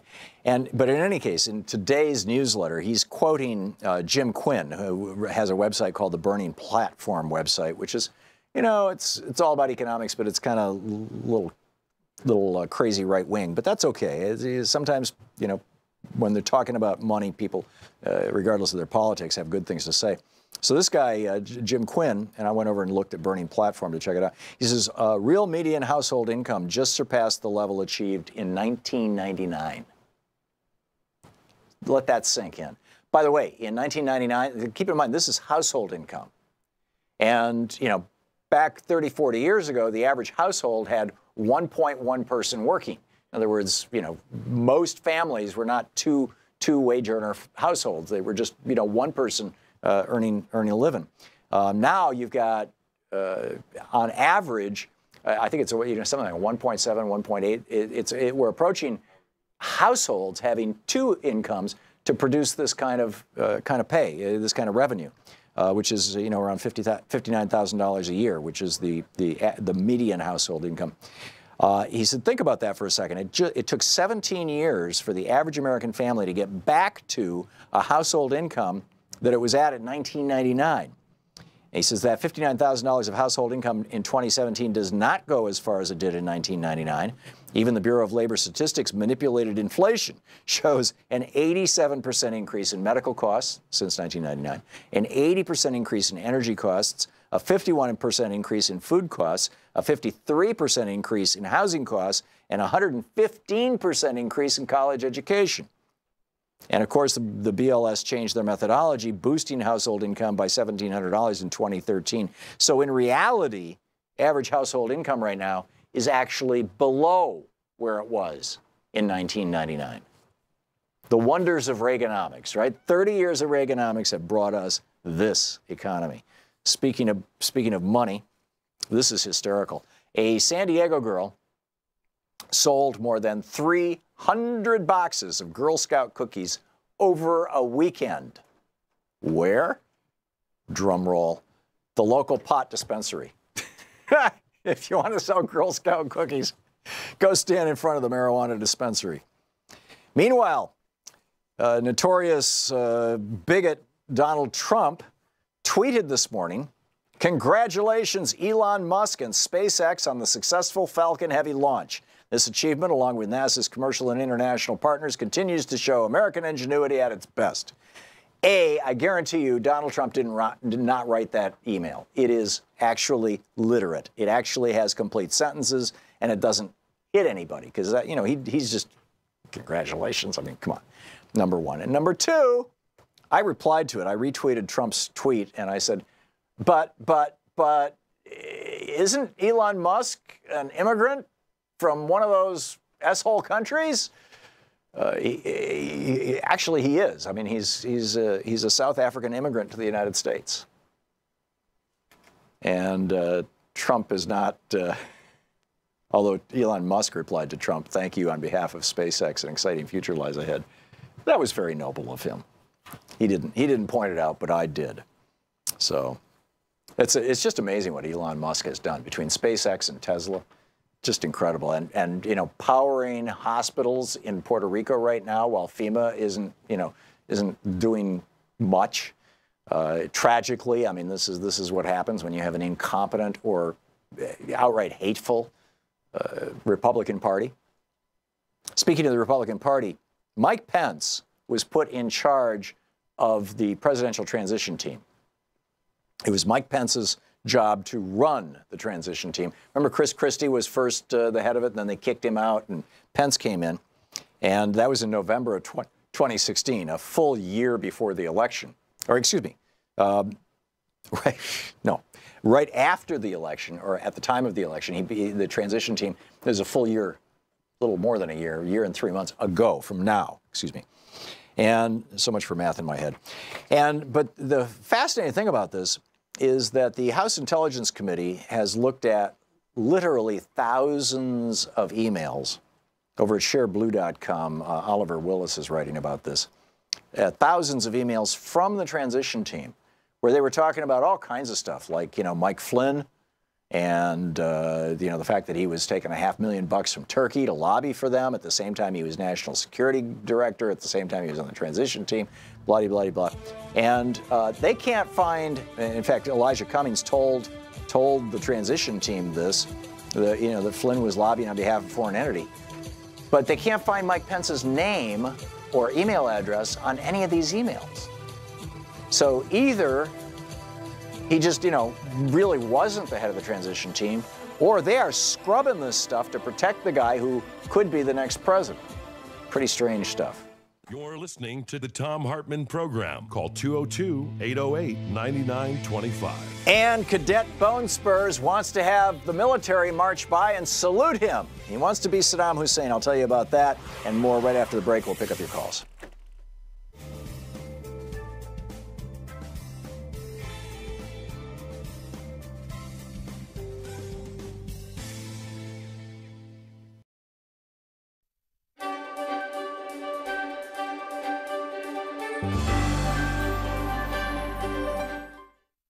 Thom Hartmann University Book Club today. We're reading from It's Even Worse Than You Think, What the Trump Administration is Doing to America by David K. Johnston. This is from page 61, the chapter titled Forgetting the Forgotten Man. In 2010, the U.S. Department of Labor created a website to honor workers who died on the job. quote, more than 4,500 workers, lose their lives on the job every year. Below are the names of just a few who have died in recent months. OSHA's mission is to prevent workplace injuries, illnesses, and death, end quote. That Occupational Safety and Health Administration webpage was intended to highlight and humanize workplace deaths, to ensure awareness of tragedies, especially those that could have been avoided, according to Jordan Barab, an Assistant Secretary of Labor during the Obama administration. Barab explained, without information like this, fatality statistics are just raw, sterile numbers. The purpose of adding names and circumstances was to impress people with the tragedy that workers and their families face day after day. In August 2017, Trump's Labor Department quietly removed the preamble and the names when it killed the web page. It also took down, without public announcement, the fatality inspection data for all years prior to 2017. Those were just two of many other Trump administration actions inimical to worker safety. Others included no longer posting press releases about deaths resulting from unsafe working conditions, delaying rules to reduce sickness and death from inhaling silica and beryllium at work, delaying rules to lower the risk of railroad engineers and truck drivers falling asleep at the switch or wheel because of untreated sleep apnea, and the appointment to the Supreme Court of a judge who held that a company had the right to fire a worker who chose not to freeze to death on the job. A reasonable person listening to Donald Trump's inaugural address would never have expected these and other actions, assuming he believed what Trump said. Trump declared, "The forgotten men and women of our country will be forgotten no more. You came by the tens of millions to become part of a historic movement, the likes of which the world has never seen before. At the center of this movement is a crucial conviction that a nation exists to serve its citizens," end quote. Those men and women were forgotten again the following week. And it's not just workers whose interests were forgotten, not to mention who were put in danger. By deciding not to implement a rule to reduce the chances of truck drivers and train operators falling asleep at the wheel, Trump put at risk the lives of families driving along the highway, people riding on passenger trains, and many others. The White House called it President Trump's war on regulation. In his weekly radio address in early May, he declared that we've removed one job-killing regulation after another, and they're not pretty, and they're going. And believe me, we're just getting started on regulations. They're gone. Removal of data on workplace deaths, which averaged 13 per day, infuriated Jordan Barab, who was Obama's number 2 at OSHA. As a private citizen, Barab created a web page to keep track of the names of the dead and the reasons they were killed on the job. He called it, "OSHA won't tell you who died in the workplace, we will." After the election, Barab's concerns that the Trump administration would be bad for workers increased when he asked where the Trump beachhead team was and learned that none was coming. Each incoming administrator sends people to scope out federal agencies, learn who does what, and get a feel for the place in advance. Then the incoming administration sends its landing team, the people who will initially implement its policies for each agenda or at each agency. When no beachhead team came up, Barab figured it meant worker safety simply was not a priority for Trump. He hoped that was the worst of it, nothing more than apathy about worker safety. But when the landing team arrived, Barab realized trouble was coming for American workers, and it was not official apathy, but the start of assaults on workers' rights and safety. Barab said most of them had no idea they were going to labor and no interest in workers' issues either. What they did have was a mandate to delay, repeal, or weaken regulations that protected workers as part of Trump's plan to eliminate, quote, any regulation that is outdated, unnecessary, bad for workers, or contrary to the national interest, end quote. The first sign came when Trump nominated Judge Neil Gorsuch to the Supreme Court. Gorsuch was an acolyte of Antonin Scalia, whose seat he would be taking. Like Scalia, he said statutes should be literally read, and if that made no sense, well, that was a problem for Congress. Also like Scalia, he had a habit of consulting dictionaries, often following Scalia's practice of relying on the third, fourth, or even lesser definition of a word when it supported his jurisprudence. Trump's nomination alarmed unions. Jody Calamine, a communications worker of America lawyer, told Gorsuch's Senate confirmation hearing that Gorsuch, quote, is a threat to working people's health and safety, end quote. Calamine cited Gorsuch's dissent in the 2016 case to make this his point. That dissent, he said, reveals an anti-worker bias and features a judicial activism that will ultimately put workers' lives at risk, end quote. Those are unusually strong words about a Supreme Court nominee, but a review of the case shows Gorsuch has little regard for human life, at least when it comes to employers' power over their workers. He considers a rigid interpretation of the law more important. The case was about a law Congress passed giving workers the right to refuse dangerous tasks. Gorsuch said, no, you may not refuse. It's even worse than you think, by David K. Johnston.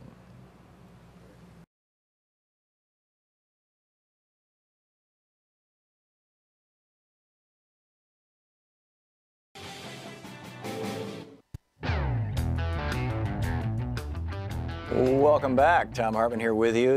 I have a new article up on Alternet. Wrote it yesterday morning. It went up this morning at alternet.org. It's titled, "The GOP is Wrecking Your Retirement Savings." And there's a lively conversation going on in the comments section there. 202 comments right now, just a heads up on that. And it's basically what Professor Wolf and I were talking about, if you want to find it there. I have email here, this from Trump headquarters, my almost daily email begging for money. Dear Fred, now that we are officially in 2018, President Trump has requested a list of all supporters who have renewed their 2018 membership by midnight tonight. Oh my God, President Trump has requested my name, really? These are patriots who are laying the early foundation for an even stronger second year of our historic presidency. These are the patriots who refuse to let the media define our movement. This is your chance to put your name up top, Fred. Please make a contribution of $35 to renew your 2018 sustaining membership before midnight tonight. That's in all caps. To show the president that he has the full, in all caps, backing of the American people in the new year. And then it has my email address, my account number, my status is pending because I only sent $5 2 years ago. He hasn't gotten any more money. Renew your membership for $35 now. No thanks. And Cadet Bone Spurs, which is just such a great name. I mean, I believe Tammy Duckworth invented this. She certainly tweeted it yesterday. Maybe she got it from somebody else, but it's brilliant. You know, Donald Trump got out of the Vietnam War by claiming that he had bone spurs. And therefore he couldn't walk, he couldn't march, and he couldn't go to Vietnam. And of course, he seems to be walking just fine right now. Look at any golf course, right?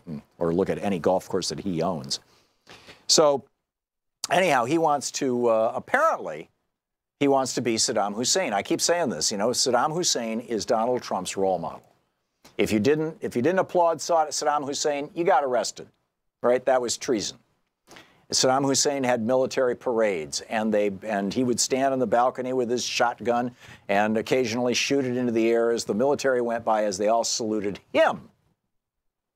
And keep that in mind. I mean, the parade that Donald Trump saw in France, the people in that, the military in the parade in Paris they were not there to salute Macron. They were there basically to just say, you know, hey, well, this is a tradition that's gone on since World War II, basically. And, you know, we beat the Nazis. That's what they were saying.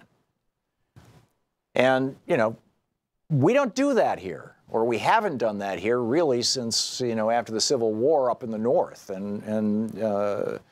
So anyhow, Army Major General Paul Eaton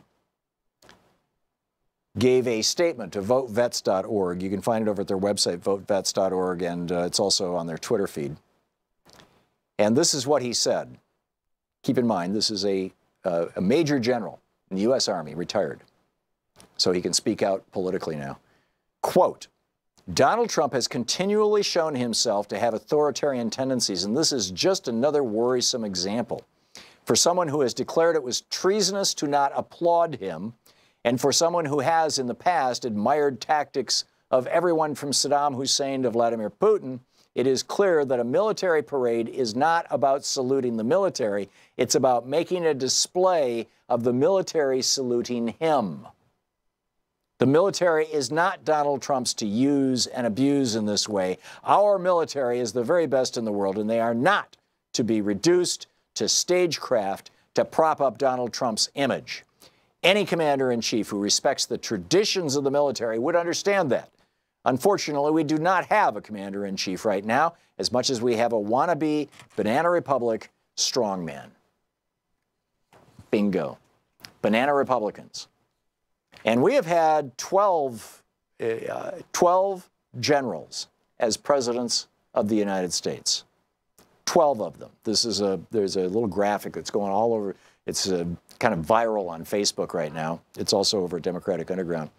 All were generals, all were presidents. None requested a military parade. Washington, Jackson, Harrison, Taylor, Pierce, Johnson, Grant, Hayes, Garfield, Arthur, Harrison, and Eisenhower. All of them. Military generals. We've had 12 military general presidents. None of them wanted a parade. Anyhow, I got a bunch of other stuff here for you. We'll move it into the next hour so we can pick up some phone calls here. George in Chicago. Hey, George, what's on your mind? Thanks for listening to WCPT. Oh, thanks for taking my call, Tim. A number of callers over the past year or so have related to the difficulty they have in calling into the offices of Republican senators and congressmen in the White House comment line. I tried to call in today with a comment, and you get a tape that says, "This call may be monitored for quality and content, but it will not be recorded." Wait time is now in excess of 8 minutes. After 30 minutes, I hung up. Wow. This seems to be standard Republican behavior. They don't want to hear the voice of the people. Because I wanted to leave a comment for President Trump about the remark that our excellent Senator Tammy Duckworth made when she said that her job is to defend the Constitution, not mindlessly support the egotistical commander-in-chief by standing up, sitting down, and clapping. Yeah, I think that was the tweet in which she called him Cadet Bone Spurs. Right. And I would simply like to add to the Senator's comment that even on artificial legs, she's more of a stand-up guy than Trump will ever be if he lives to be 1,000 years old. Amen. Amen. Well said, George. And George, thanks for the call and noted. Yeah, it is. They don't want to hear from the people. They don't want to hear from you and me. They only want to hear from the donor class. And the donor class has a way of meeting with them. And in fact, here's an example. This is over at The Intercept by Lee Fong, who's just a brilliant writer. He's one of the best writers we have and one of the best investigative reporters. There is a fellow by the name of Andrew Wheeler, who for years and years and years has been a lobbyist for Murray Energy, Xcel Energy, basically coal companies.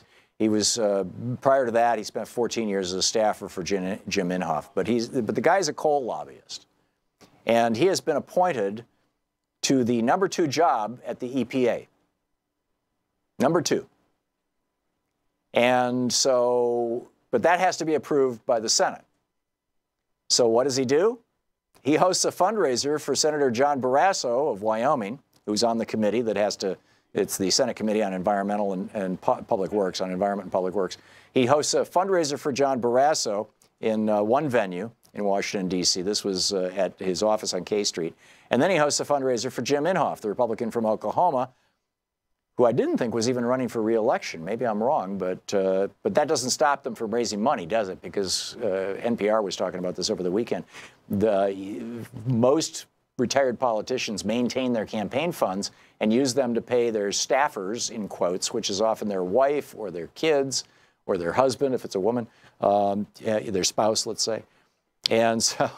And he held a fundraiser for Inhofe at Rosa Mexicano, which is one of my favorite restaurants in Washington, D.C. It's a nice Mexican restaurant, kind of a mid-scale, mid-range. I'm surprised, actually, because it's not a hoity-toity fancy restaurant. But in any case, so the guy who wants to be the number 2 at the EPA, the coal lobbyist, is doing, after he was nominated, is doing fundraisers for the Republicans who are going to vote on his nomination. Donald in Aurora, Illinois. Hey, Donald, what's on your mind? Hi, Tom. I tried to get a hold of Congressman Paul Kane because I want to ask a question. Why do we need gerrymandering? I mean, I seen President Obama and Eric Holder come up and say, something, maybe we can make it more fair. Fair nothing. Any process like that they have in place is going to be used for all the wrong reasons. Do we really need it? Wasn't this a Karl Rove idea, this gerrymandering? No, it's named after Elbridge Gerry, who was in Congress in 1797 or something like that, and who gerrymandered part of Massachusetts, I believe. And it goes back to the Constitution, Donald. The Constitution essentially says that the states shall draw their congressional districts to ensure equal representation in the states. So, in fact, there was a long debate about this in the Constitutional Convention about whether they should limit the number of people in a congressional district to, at the time, the debate was about 35,000, as I recall, was the number that they were debating. Or if they thought that America would grow to the point, and that would be 35,000 white men. Or if the country would grow to the point that they shouldn't put an absolute number on there, they should cap the number of members of the House, because that's what this is all about, or largely about. They should cap the number of members of the House and then just let the population grow, which is what happens. So the House, the House has 435 members, and that's just not going to change. But the states decide, the state legislatures decide through a process defined by their own constitutions, but the power given to them by the Constitution of the United States, decide how to draw what is a congressional district. So if your state has 9 members of Congress, then you've got to figure out how to carve up 9 chunks of your state for voters to select their members of Congress. And what Elbridge Gerry did, this was back when it was the Federalists and the Anti-Federalists, what became the Federalists and the Democratic Republicans, and then the Federalists became the Whigs and then became the Republican Party, and the Democratic Republicans became the Democrats. And so basically what they started doing was drawing their districts so that they were picking their voters, as Mark Pocan said, rather than the voters picking the people, the politicians. What California has done is basically draw round or square districts and just give up on all this, let's try to slide this in or let's try to slide that in. And the result is that their elections are actually quite fair. Donald, thanks for the call. You're listening to Thom Hartmann. Visit ThomHartmann.com for audio and video archives. So the net is, yes, we need to get rid of gerrymandering, but you can't get rid of redistricting. In other words, redefining the districts, because populations change.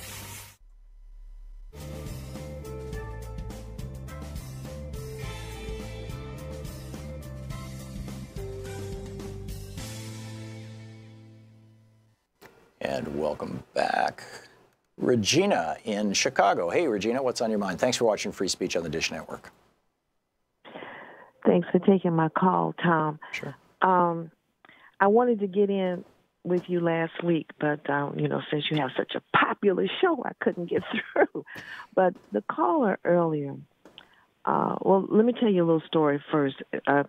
I really woke up again into politics during Reaganomics, during Reagan's term. Mm-hmm. And the anger that was in me just came out, and I got politically active again. And so I just want to hear your comment on my little story, that we have to be so careful. Like the guy earlier was talking about how we inundated with mail and this, that, and the other. Over the years, I'm sure everybody realizes how we are so manipulated by these corporations, by a political party, and they look to control us.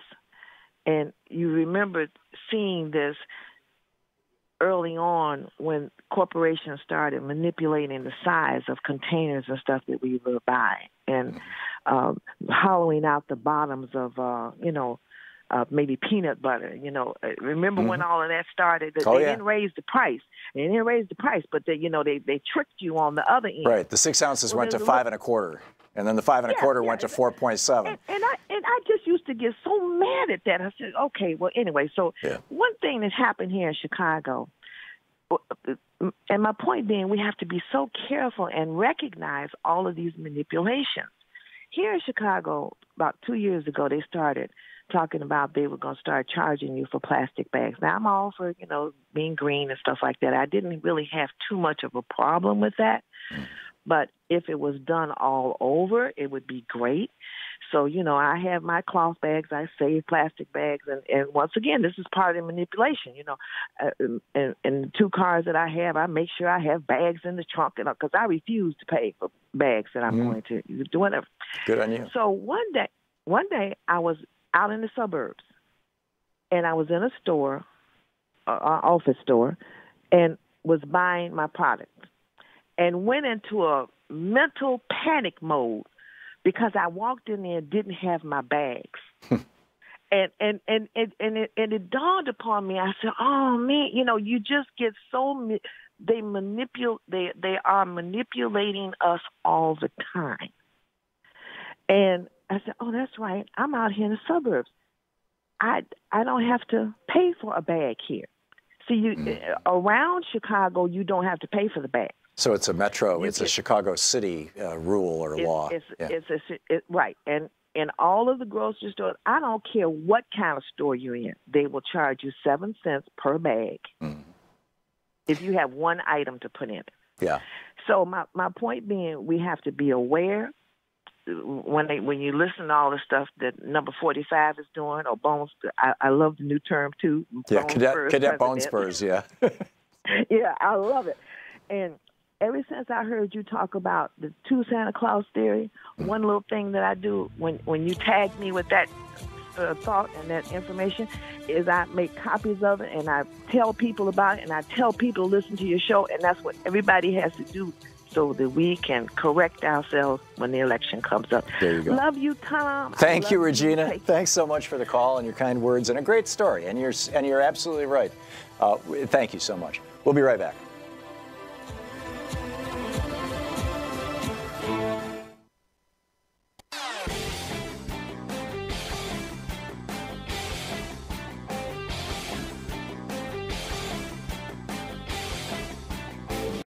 Hi there, I'm Marie with Free Speech TV. Your support, whether through giving donations, volunteering, or spreading the word about Free Speech TV, has made it possible for the only independent progressive news network to exist.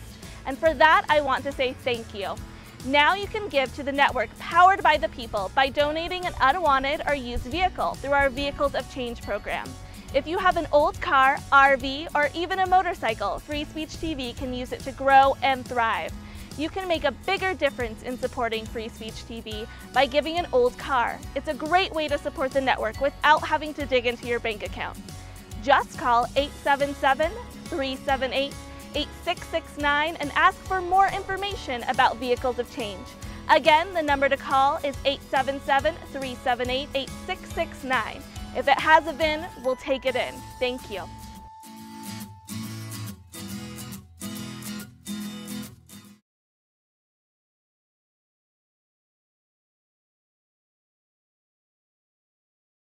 Back. Well, yeah. Okay. Well, it's time for Talk Media News, isn't it? Somehow I missed that.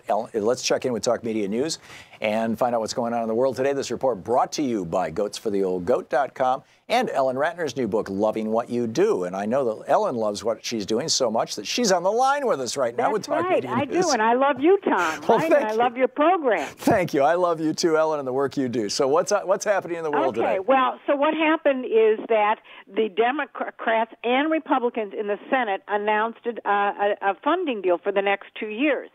Nancy Pelosi was on the floor of the House giving a speech at the time it was announced, and she said that she is not going to go with it unless the Dreamers are taken care of. So the agreement is for 2 years. It adds $80 billion with a B dollars to the budget for military spending. It supports a lot of different things. However, it's not clear at all about what's going on, at least from what I've seen, with the Dreamers. And Pelosi will not support this in the House. And as you know, spending bills have to be in the House. They have to. You can't just. You have to originate in the House, yeah. That's right. Under the Constitution. So this is a deal that was worked out in the Senate. This is a deal that was worked out in the Senate. Now, also, the Democrats were supposed to have their retreat this week. The Republicans had theirs last week. They were supposed to have it in Maryland, but they moved it back to the Capitol because they know they're going to have to vote on it. Yeah. Well, it'll be interesting to see what comes out of their retreat. You know, the Democratic caucus is often characterized as herding cats, but I think that, you know, what's the old saying? Nothing clarifies the mind like a hangman's noose. Or right. knowing you're going to be executed at sunrise, or whatever the saying is, and that, you know, having Donald Trump as president is a pretty good metaphor for that. Well, what's also interesting is that the Republicans, of course, are a lot of the very, you know, don't want to increase the budget because the budget would be increased by about $300 billion with a B per year. That the Democrats, the Republicans, some of the very conservatives are saying they're not going to vote for it. Well, but if they then get the Democrats online, and the Democrats are going to ask for DACA and all that other kind of stuff, it's going to be very interesting to see what happens. You know, you never know in Washington, D.C. Yeah, and will Paul Ryan even allow it to come up for a vote? He's notorious for not allowing votes on things that he knows will pass, but he just doesn't like, or his donors don't like. On the other hand, he's going to have to do it, I think, this time. Yeah, well, we'll see. Yeah. Okay, so now 700 parents of transgender children sent a letter to the Secretary of Education asking for fairness, etc. That just happened today. Wow. And that's interesting. The nominee for the EPA, he's the second in command. He actually had some fundraisers after the nomination, after his nomination, if you can believe it, for Republicans. And that is just shocking to most people, frankly, because it just shows that, you know, these people just don't care. Yeah, I was telling that story just a little bit ago. He was a coal lobbyist. I mean, for Massey Energy, it's incredible. That's right. And the two senators that he had the fundraiser for are John Barrasso of Wyoming and Jim Inhofe of Oklahoma. It's really quite unbelievable. His name is Andrew Wheeler. They're supposed to vote on his nomination today. Yeah. It hasn't been voted on as of my calling you right now. Yeah. Okay, so now there was also, as you know, Trump University came up with a settlement, $25 million, that's with an M, and the president agreed to pay off people. Now somebody individually is suing, however, it was thrown out by the court. So this is very interesting because, of course, Trump University did come up with a settlement. Now also Vice President Mike Pence is going to the Olympics. He stopped in Japan. And he basically said that they are going to start tightening up what happens in North Korea. And, you know, in my view, in terms of North Korea, if they get together with the South, they're going to throw out American bases. And that is our listening post to China. Yeah. Well, and so there's a kind of a delicate balancing act here. I mean, the current president of South Korea was elected on a platform of rapprochement, of easing tensions with North Korea. Not reunification, but easing tensions, and he's been moving in that direction. And then Mike Pence shows up with Otto Warmbier's father to basically throw a hand grenade into the thing. I mean, it just doesn't seem like a good idea. Well, it's interesting whether Mike Pence got his marching orders from Trump or from the Secretary of State, or whether he's just acting on his own. We really don't know. Yeah. What's the deal with this report that out of the thousands and thousands of emails that the House Intelligence Committee has been looking at that have to do with the Trump transition team, and, you know, who knew what about Mike Flynn, for example, and when, that Mike Pence's name just does not appear anywhere. They've either been scrubbed or he was actually never in the loop and never really the director of the... My guess is that he was not scrubbed and that it was never in the loop. And Mike, you know, he's a talk show host like you and me, and he ran for Congress, he ran for governor, and he got promoted, and there he is as Vice President of the United States. You and I ought to be Vice President of the United States. Yeah. I think we could do a better job. Well, that wouldn't be difficult. Okay. Yeah. The president also is under a lot of pressure to release the Democratic counter memo. As you know, it passed the Senate, the House committee with absolutely everybody voting for it. Right. And it's going to be interesting to see if Trump redacts part of it or if he refuses to release it or whatever. We'll see. Yeah, there you go. It's the old Zen saying. From my old Zen master, Mike Dirks. Ellen Ratner with Talk Media News. Thank you, Ellen. We'll be back right after the news here at the top of the hour. Stick around. You're listening to Thom Hartmann.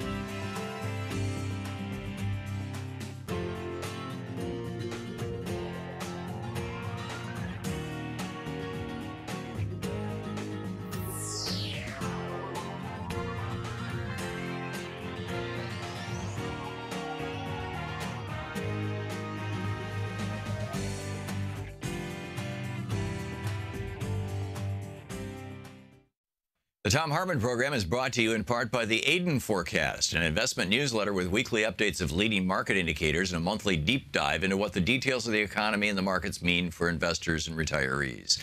On the web at aidenmarkets.com. Wines have some of the highest pesticide levels in our food chain. This hour brought to you by ecowine.com. Pesticide-free wines, organic wines, imported from France by the Organic Wine Company, ecowine.com. Hartmann Program is brought to you in part by Super Beets. Super Beets are sourced from non-GMO beets, and they're packed with dietary nitrates, helping to produce nitric oxide for more energy, stamina, and support for healthy blood pressure levels naturally. For more information, call 800-223-8242 or visit tomsbeets.com.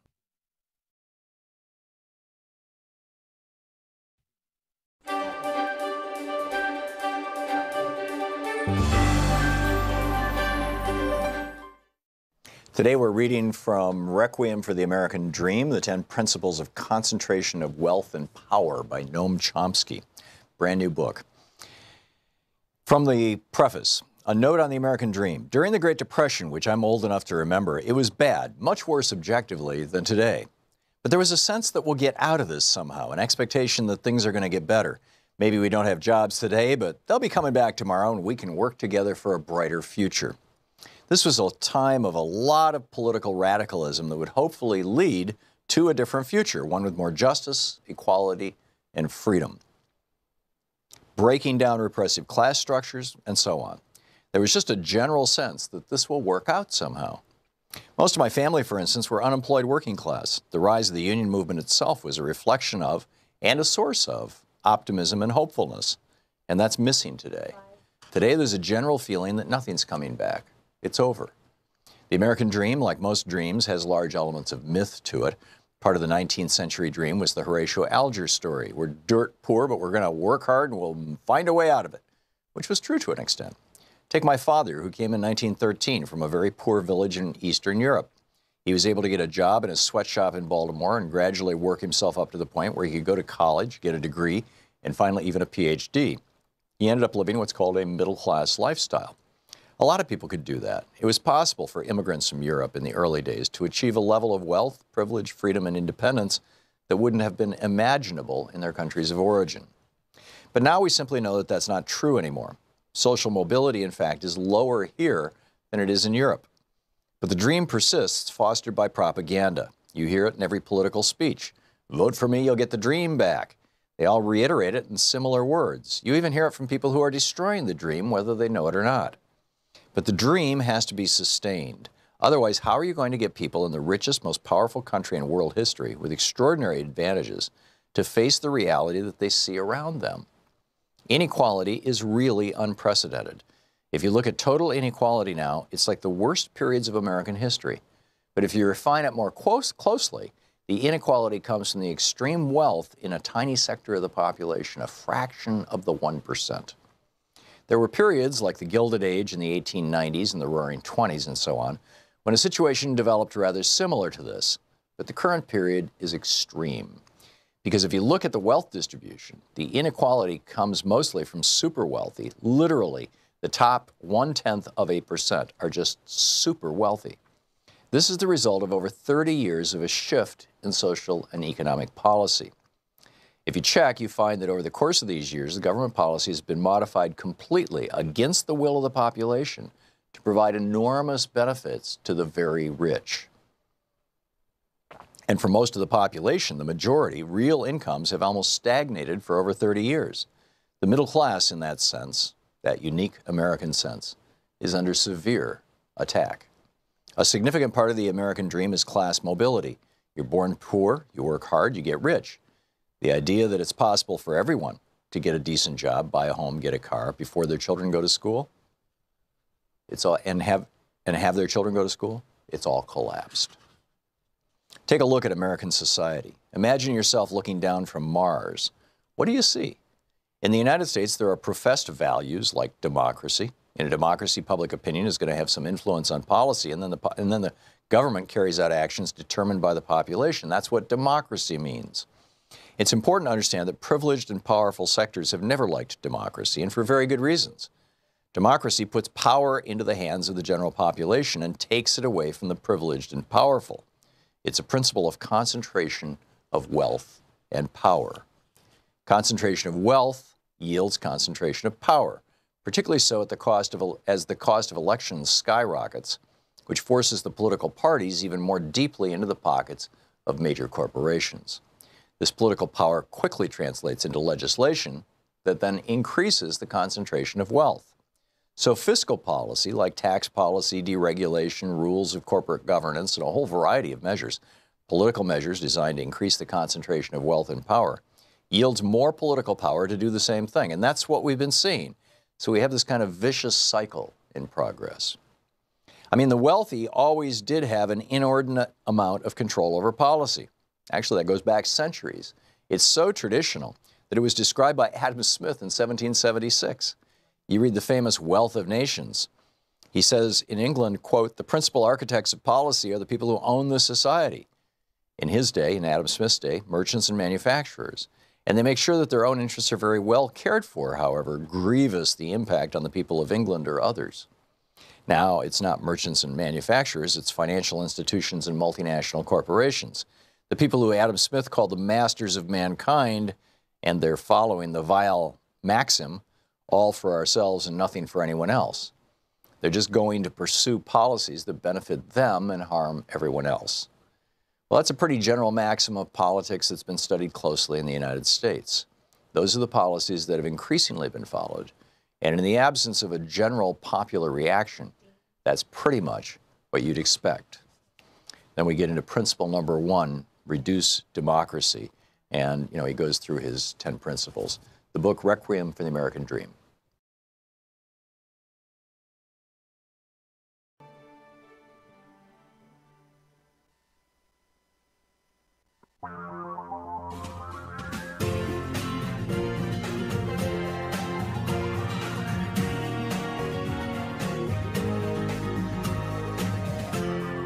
This is the Thom Hartmann Program. Welcome back. Thom Hartmann here with you. And we had a poll yesterday over on YouTube. The poll question was, who was the worst president of modern times from these choices? And, of course, we talked about it all day yesterday, but here's how the poll shook out. 1% said George H.W. Bush Sr., 19% said George W. Bush, 6% said Bill Clinton, 18% said Ronald Reagan, and 57% said Donald Trump. Here's some selected comments. Sergio, who picked George W. Bush, he says, "I picked Junior because he got us in conflicts we're in today. Junior also gave us the Patriot Act, which was and is unnecessary. Junior failed to act on 9/11 and sent us to Iraq."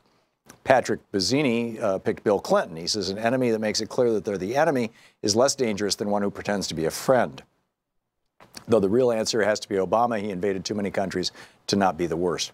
Byron Needle, who chose Ronald Reagan, says, Ronald Reagan because he was the father of the modern-day right-wing lunatic party. And 3-star 2NR picked Donald Trump. He said, as bad as Trump is, Obama deserves even bigger blame. What? We have trolls or something? In any case, those were our votes. That's what happened. In Pennsylvania, Congressman Pocan mentioned this.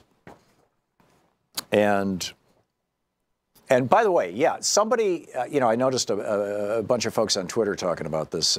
Somebody called in and said, hey, wait a minute, the Democratic Party rigged the primary and burned Bernie, and talked about, Donna Brazile and Debbie Wasserman Schultz and whatnot. And Congressman Pocan did not address that. And I'm guessing that he didn't address it because he simply took the second half of the question and answered it and maybe forgot or something. Because he has addressed it in the past. He has spoken out strongly against what happened in the Democratic primary. And I just wanted to add to that that was a disaster for the Democratic Party. What Debbie Wasserman Schultz and company did hurt our party badly, hurt our country, in my opinion. And hopefully it will never happen again. And there have been, and that's the whole point of many of the reforms that have happened that Keith Ellison has done a very good job of making happen, and Tom Perez, he's doing, I think, a reasonable job. But we learned from that. Hopefully, learned a lot more. But the party is still not where it needs to be, in my opinion, and that it's not going to get there until the people who are complaining on Twitter stop complaining and start doing something. In other words, show up at your local Democratic Party and say, okay, I'll volunteer to be a precinct committee person. Then you get to choose who the primary candidates are. And when we have a majority of progressives in the Democratic Party, everything changes. You get to choose what the platform is if you're a precinct committee person. So instead of whining, get active. Come on. You're better than just sitting around complaining about people.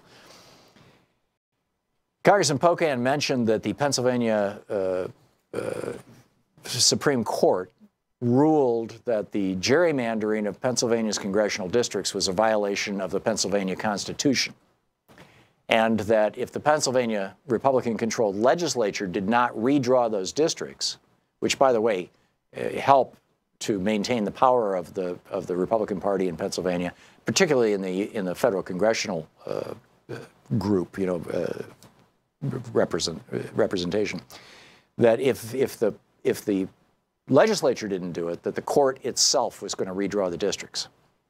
And so the head of the legislature, and I don't recall if it was the Speaker of the Senate, the Speaker of the House, or the head of the Senate, but one of the grand poobahs of the Republican Party in Pennsylvania said, nah, we're not going to do it.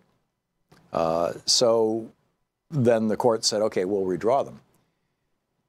Which leads us to part 2 of this story, Ian Millhiser writing over at thinkprogress.org. In a direct attack on the rule of law, Pennsylvania State Representative Chris Dush, Republican, sent a memo to his colleagues Monday evening asking them to co-sponsor articles of impeachment against 5 of the state's 7 Supreme Court justices. I believe it was a 5-7 vote. The justices' crimes, striking down the state's gerrymandered congressional maps, which allowed Republicans to win 13 of the state's 18 congressional seats, even in election years when Democrats won a majority of the statewide popular vote. Let that sink in for a minute. There are 18 congressional seats. Pennsylvania sends 18 members of Congress to the U.S. House of Representatives. And in multiple years in the last couple of decades, the people of Pennsylvania have more people in Pennsylvania have voted for a Democrat to go to Congress than have voted for a Republican. And yet, Pennsylvania sends 13 Republicans to Congress. And what is 13 minus 8? 5? And 5, if I'm doing my math right, 50, 60, 17, 80, there you go. Yeah, 5 Democrats. So it's a 50-50 vote, more or less, every year in Pennsylvania.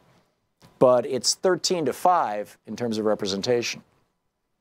Republicans control more than 2/3 of the Senate seats in Pennsylvania, despite the fact that the state has a Democratic governor. See, that's the statewide vote.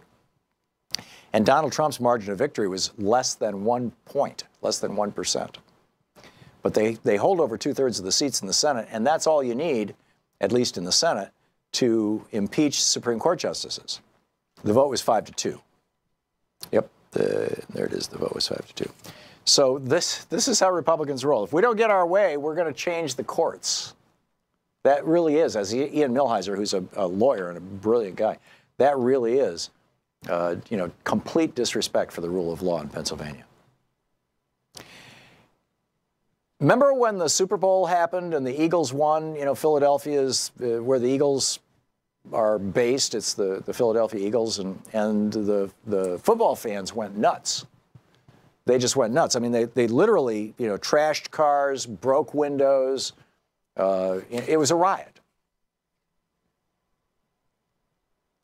Ripped down light posts, caused entire structures to collapse, damaged vehicles, damaged stores, as they celebrated this, 41-33 victory.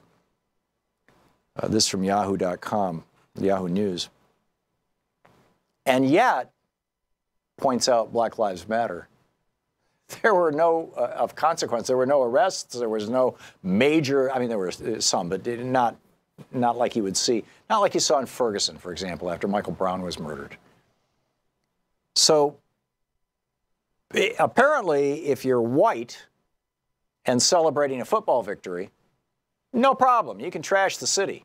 If you're black and simply saying, we would like equal treatment under the law, then you're thugs and you have to, and the army has, or the police have to come in looking like an army, with tear gas and water cannons and high volume noise contraptions and guns and stun guns, stun grenades and tear gas, all this kind of stuff. A couple of other just kind of alerts here. Ben Wickler tweeted this actually a couple days ago, but it's still relevant.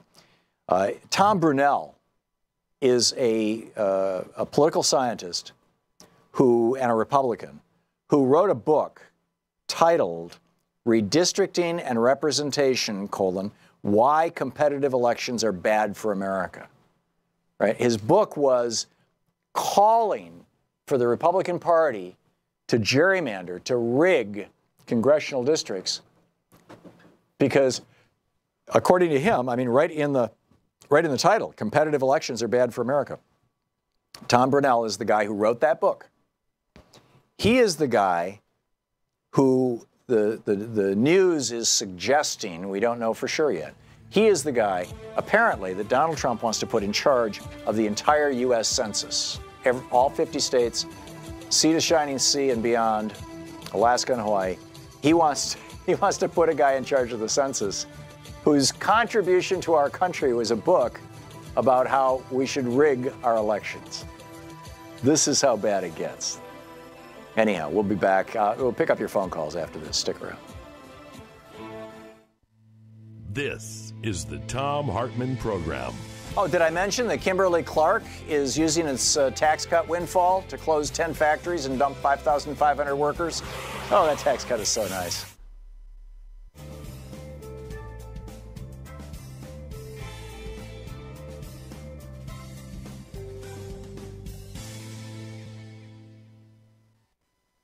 And welcome back.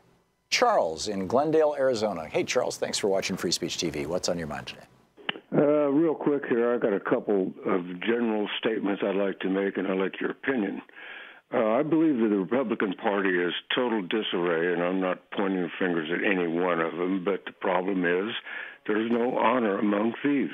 Yeah, well said. The second one is I've heard a lot of things about people that at the last presidential election wouldn't make up their mind about, they just didn't feel they could vote for either one. Well, I'd like to tell them that if you don't vote as a registered voter, your vote goes to the winner. That's right. That's right. Staying away from the polls in the last election was basically a vote for Donald Trump. That's correct. Yeah. Well, thank you, sir. Okay. Thank you, Charles. Very well said, both of them. Appreciate it. Greg in Richmond, Kentucky, and tight and concise. That was marvelous. Greg in Richmond, Kentucky. Hey, Greg, what's up? Hey, Tom, how are you today? I am great, but I'll get better. How about you, Charles? Or, excuse me, Greg. Doing great. Well, thank you for taking my call, and also thank you to you and your staff for always doing a wonderful show. Earlier on today's show, I think you mentioned a list of 15 military generals that became U.S. president and never demanded. 12, yeah. 12? Yeah, we should really consider opening this up a little bit to say former military officers that become U.S. president and never demanded a military parade. I mean, we've got John F. Kennedy, Lieutenant Naval Reserve, Lyndon B. Johnson, Commander Naval Reserve. I mean, even Richard Nixon, a Commander Naval Reserve, Gerald Ford, Lieutenant Commander Naval Reserve, Jimmy Carter, Lieutenant.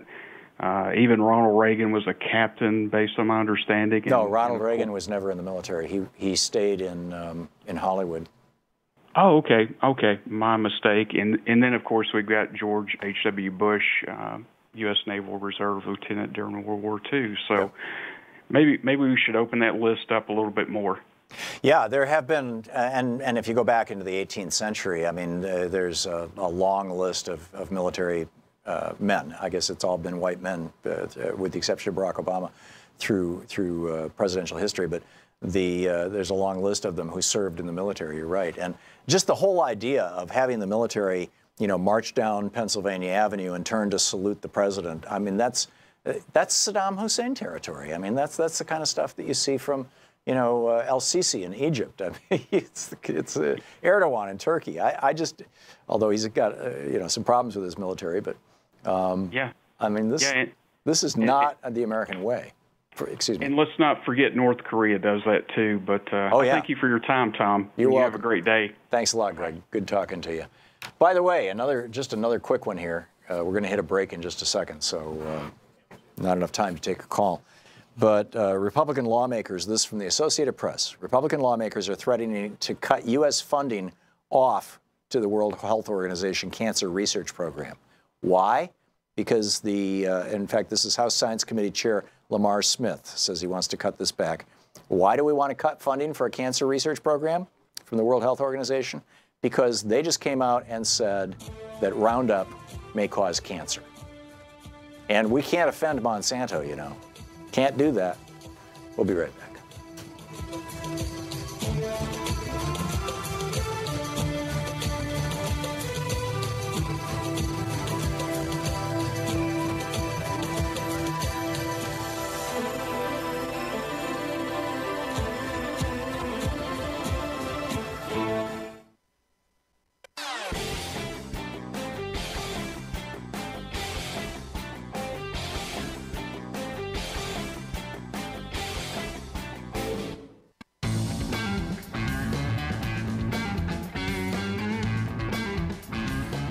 Welcome back. Thom Hartmann here with you. Black Lives Matter activist Mohiuddin Dabaha was shot down. This was a couple days ago, wasn't it? Yesterday. Okay. We have no word on the motive or the killer. That's very sad. And today would have been Sandra Bland's 30th birthday. And the word from Black Lives Matter: take some time today and this month to remember Sandra Bland and all others who have fallen fighting for social justice in this country and across the globe. Although they may have been stricken down, like the many heads of the Hydra, only more will rise up in their place. And that's how it works, right? That's how it works. Anyhow, your phone calls. Gloria in Shannon, North Carolina. Hey, Gloria, what's on your mind? Yes, Tom. I've been holding on for an hour and a half, so I want to get my question. Thank you, Gloria. I wanted to get to Congressman Pocan, but you can answer my question. I keep hearing people say, and you say, and everybody, what the DNC done to block Bernie and so forth and so on, because I didn't give Bernie a chance from the beginning. There was just always something about him that did not click with me, and it's still hanging out there. But my question is, what did the DNC done? I've investigated, I've studied, I've looked, and I've learned, but I can't see what the DNC done. So explain to me at least one or two things that the DNC supposedly done in the primaries of all places. Well, if it was in the general, I could understand. No, it was in the primary. They could have been some way, but the primaries, I don't see it.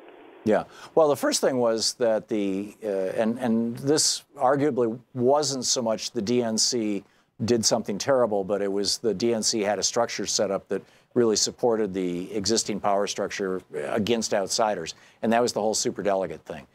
Hillary had, all those superdelegates, not all of them, but the vast majority of them, locked up before before the race even started.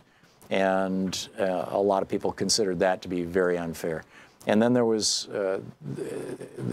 you know, rather than doing this from memory, Gloria, because I don't want to get anything wrong on this, let me go find out. It should be fairly easy to Google, and I'll mention it tomorrow. Is that all right? Certainly, but I've been through up and down Googling and everywhere else, and I can't see anything. It's just Bernie did not have the votes. That was it. And as far as the superdelegate thing is concerned, I mean, those superdelegates could have been changed. There's no ifs, ands, or buts about it. But for people to say that that their mind couldn't be changed, they were staunch, whatever, I just don't see it. Yeah. I don't. Well, I'm seeing an article here from Politico. There's an article. Bernie should have stayed in Senate where he is. That's where we need him most. Yeah. The White House wouldn't have been a place for him. It wasn't a whole lot he could have done. But Bernie could. The Senate where he belongs, where he could get something done. That's what I always said about Bernie. And like I said, it was always something just a slight bit off for me as far as Bernie is concerned. Yeah. And I know I'm going to get slammed for this, but I haven't been wrong yet. Okay. It was Donna Brazile who used the phrase rigged, and in her book that just came out. And the, let's see here, I'm looking for, there's a story, a Politico story, right up, the first thing that comes up when I type in, when I Google, you know, how did the DNC rig the primary against Bernie? And it says, let's see, Debbie was not a good man. Oh, this is a long, long article. And it goes through all the... I was just going to say, because I've read that Political article, and it's a super long article, and it kind of confuses the issue once you start reading it. Yeah, yeah.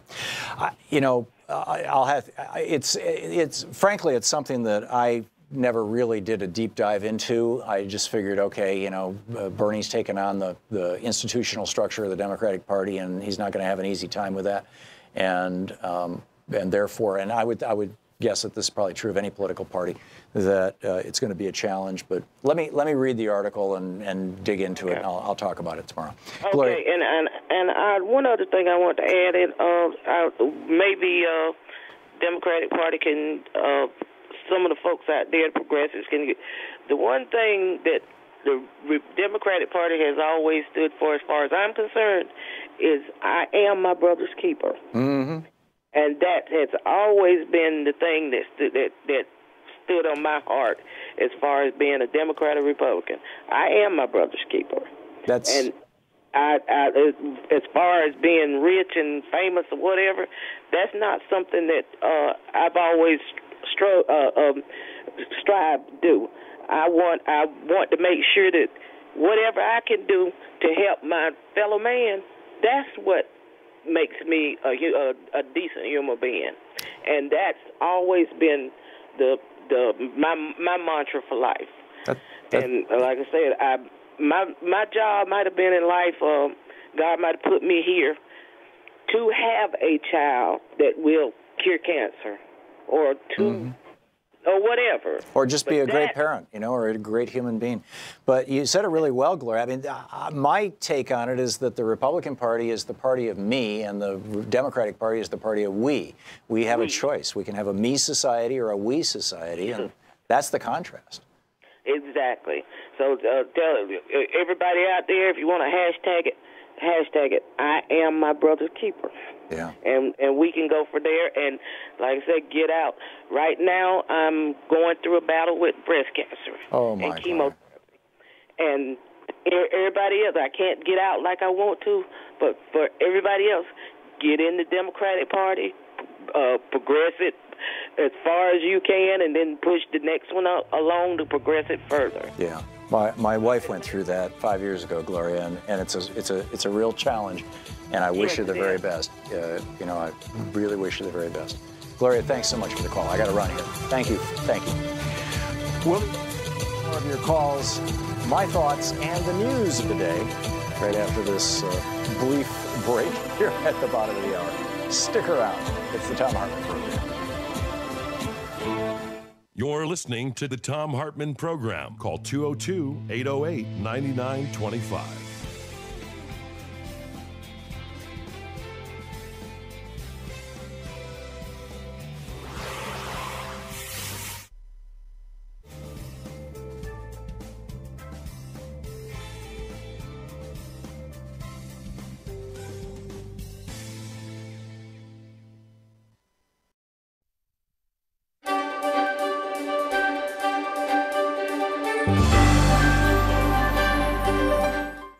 Thom Hartmann University Book Club. Today we're reading from Ralph Nader's most recent book, Breaking Through Power. It's Easier Than We Think. This is from the first chapter. It's titled Plutocracy of Maximums, Democracy of Minimums. When I was a student at Princeton University, I learned from my anthropology studies the concentration of power in the hands of a few is common to all cultures, societies, nations, tribes, cities, towns, and villages. Even where the thirst for self-governance and democracy is strong, as was the case in New England towns before the American Revolution against King George III, wealthy Tories were there too. In central and western Massachusetts, the farmers used the term the river gods to describe the rich merchants using the Connecticut River as a possible profitable trading route. These days, most people protesting for economic justice use the term the 1% to describe the ultra-small group of people who wield enormous influence over our society today. There is something about the differences in skill, determination, lineage, avarice, and pure luck that stratifies most people from the rulers who dominate them. In the political realm, the few become dominant because they hoard wealth and are driven to exercise power over others. When a small group rules a society, the political system is considered an oligarchy. And when only money and wealth determine how a society is controlled, the political system is a plutocracy. From the standpoint of a democratic society, both oligarchy and plutocracy are inherently unjust and corrupt. Of course, there are variations in the degrees of authoritarianism and cruelty that each system exercises over the communities it relies on for workers and wealth. Scholars have resorted to using phrases like benign dictatorship or wise rules or paternalistic hierarchies to describe lighter touches by those few who impose their rule over the many. Thomas Paine simply called them tyrannies. People, families, and communities can only take so much abuse before they rise up to resist. The job of the rulers is always to find that line and provide the lowest level of pay, security, housing, consumer protection, healthcare, and political access for society so that they can extract and hoard the greatest amount of wealth, power, and immunity from justice for themselves. In many ways, the majority of Americans live in a democracy of minimums, while the privileged few enjoy a plutocracy of maximums. This small volume is not just about the ravages of power or the assaults against disadvantaged and downtrodden communities. The subject here is the dominating influence of the 1% in business, politics, health, education, and society as a whole. Over the past 50 years, Americans have suffered the relentless commercialization of everyday life, their privacy and their childhoods, their parks and prisons, their public budgets and foreign policy, their schools and religious institutions, their elections and governments, and the most basic societal institutions of them all, the family. Consider all the family functions that have been outsourced to business: eating, cleaning, childcare, counseling, therapy, entertainment, sports, lawn work, simple repairs have been increasingly commercialized, commodified, packaged, and marketed back to us as products of luxury and convenience. Even mother's breast milk has been displaced by infant formula. In a plutocracy, commercialism dominates far beyond the realm of economics and business. Everything is for sale, and money is power. But in an authentic democracy, there must be commercial-free zones where the power of human rights, citizenship, community, equality, and justice are free from the corrupting influence of money. Our elections and our governments should be such commercial-free zones. Our environment, air, and water should never fall under the control of corporations or private owners. Children should not be programmed by a huckstering economy where their vulnerable consciousness becomes the target of relentless corporate marketing and advertising. American history demonstrates that whenever commerce dominates all aspects of national life, a host of ills and atrocities have not just festered and spread, but become normal. Enslavement, land grabs, war, ethnic cleansing, serfdom, child labor, abusive working conditions, corrupt political systems, environmental contamination, and immunity from the law for the privileged few. History also shows that whenever there have been periods when enough of the country organizes and resists, we see movements of people and communities breaking through power. Progress is made, rights are won, education and literacy increase, oppression is diminished. It was in this manner that people of conscience abolished the living nightmare imposed by the laws and whips of white enslavers. The nation moved closer to promises of life, liberty, and the pursuit of happiness expressed in the Declaration of Independence. We won more control over our work, our food, our land, our air, and our water. Women secured the right to vote. Civil rights were elevated and enforced. Public schools, improved environments, workplace collective bargaining, and consumer protections did not spontaneously evolve. They were won by people demanding them and breaking through power. These moments of great progress are expressed in terms of new legislation, regulations, and judicial decisions that directly benefit life, liberty, and the pursuit of happiness. The book, Breaking Through Power, by Ralph Nader. Breaking Through Power, it's easier than we think.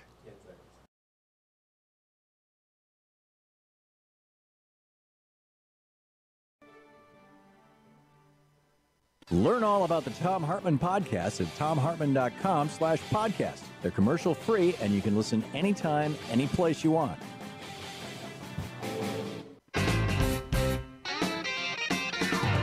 Welcome back. So just to answer Gloria's question, who called a little earlier, during the break I read the article. It's actually a chapter from Donna Brazil's book. The book is called Hacks, and the inside story of the break-in and breakdowns that put Donald Trump in the White House. And the article is titled Inside Hillary Clinton's Secret Takeover of the DNC, with a subtitle, When I was asked to run the Democratic Party after the Russians hacked our emails, I stumbled on a shocking truth about the Clinton campaign. And basically what she lays out, and I don't want to, I really hate relitigating this stuff, so I'm just going to, say this, and then that's going to be the end of it, and I really don't want to even, entertain calls on it. But there was this thing, 32 states, state parties, got together and created this thing called the Victory Fund. And the Victory Fund, all the money that the Victory Fund raised, and it was hundreds of thousands of dollars, was supposed to go to whoever won the election. And instead, Debbie Wasserman Schultz had set it up so that all that money went right into Hillary's campaign. And, she goes on, that was the deal that Robbie struck with Debbie. It was to sustain the DNC. We sent the party nearly $20 million from September and more to prepare. What's the burn rate? $3.5 million. It wasn't just hundreds of thousands, apparently.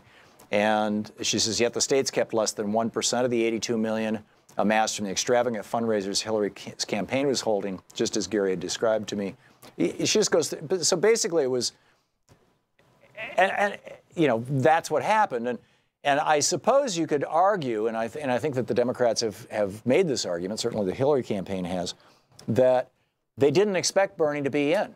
They didn't expect a serious contender. And so, of course, the Victory Fund would go to Hillary because she was going to be the nominee, right? I mean, the thing was predetermined. But it turned out that she actually had a strong challenger in the primary, and this was part of the wins against Bernie and in favor of Hillary. So, whether it's a scandal and whether it's rigged, even though Donna Brazil uses that word in the article and in her book, is still an open question. In fact, there's several articles out there saying, no, it wasn't rigged. But, it depends on who are you asking, the Sanders partisans or the Clinton partisans. And we really just need to put all this crap behind us and move forward. We really need to. Michael in Bronx, New York. Hey, Michael, what's on your mind? Hi, Tom. Allow me to be of assistance to you, my good friend. And that is, I, too, am sick and tired of this Hillary-Bernie thing that's really getting us nowhere. Yep. And the fact of the matter is that, to clarify any confusion, Bernie could not be the Democratic nominee because he was not a registered Democrat. He was an independent caucusing with Democrats, and God bless him for that. But to be the nominee of a particular party, you have to be registered within that party.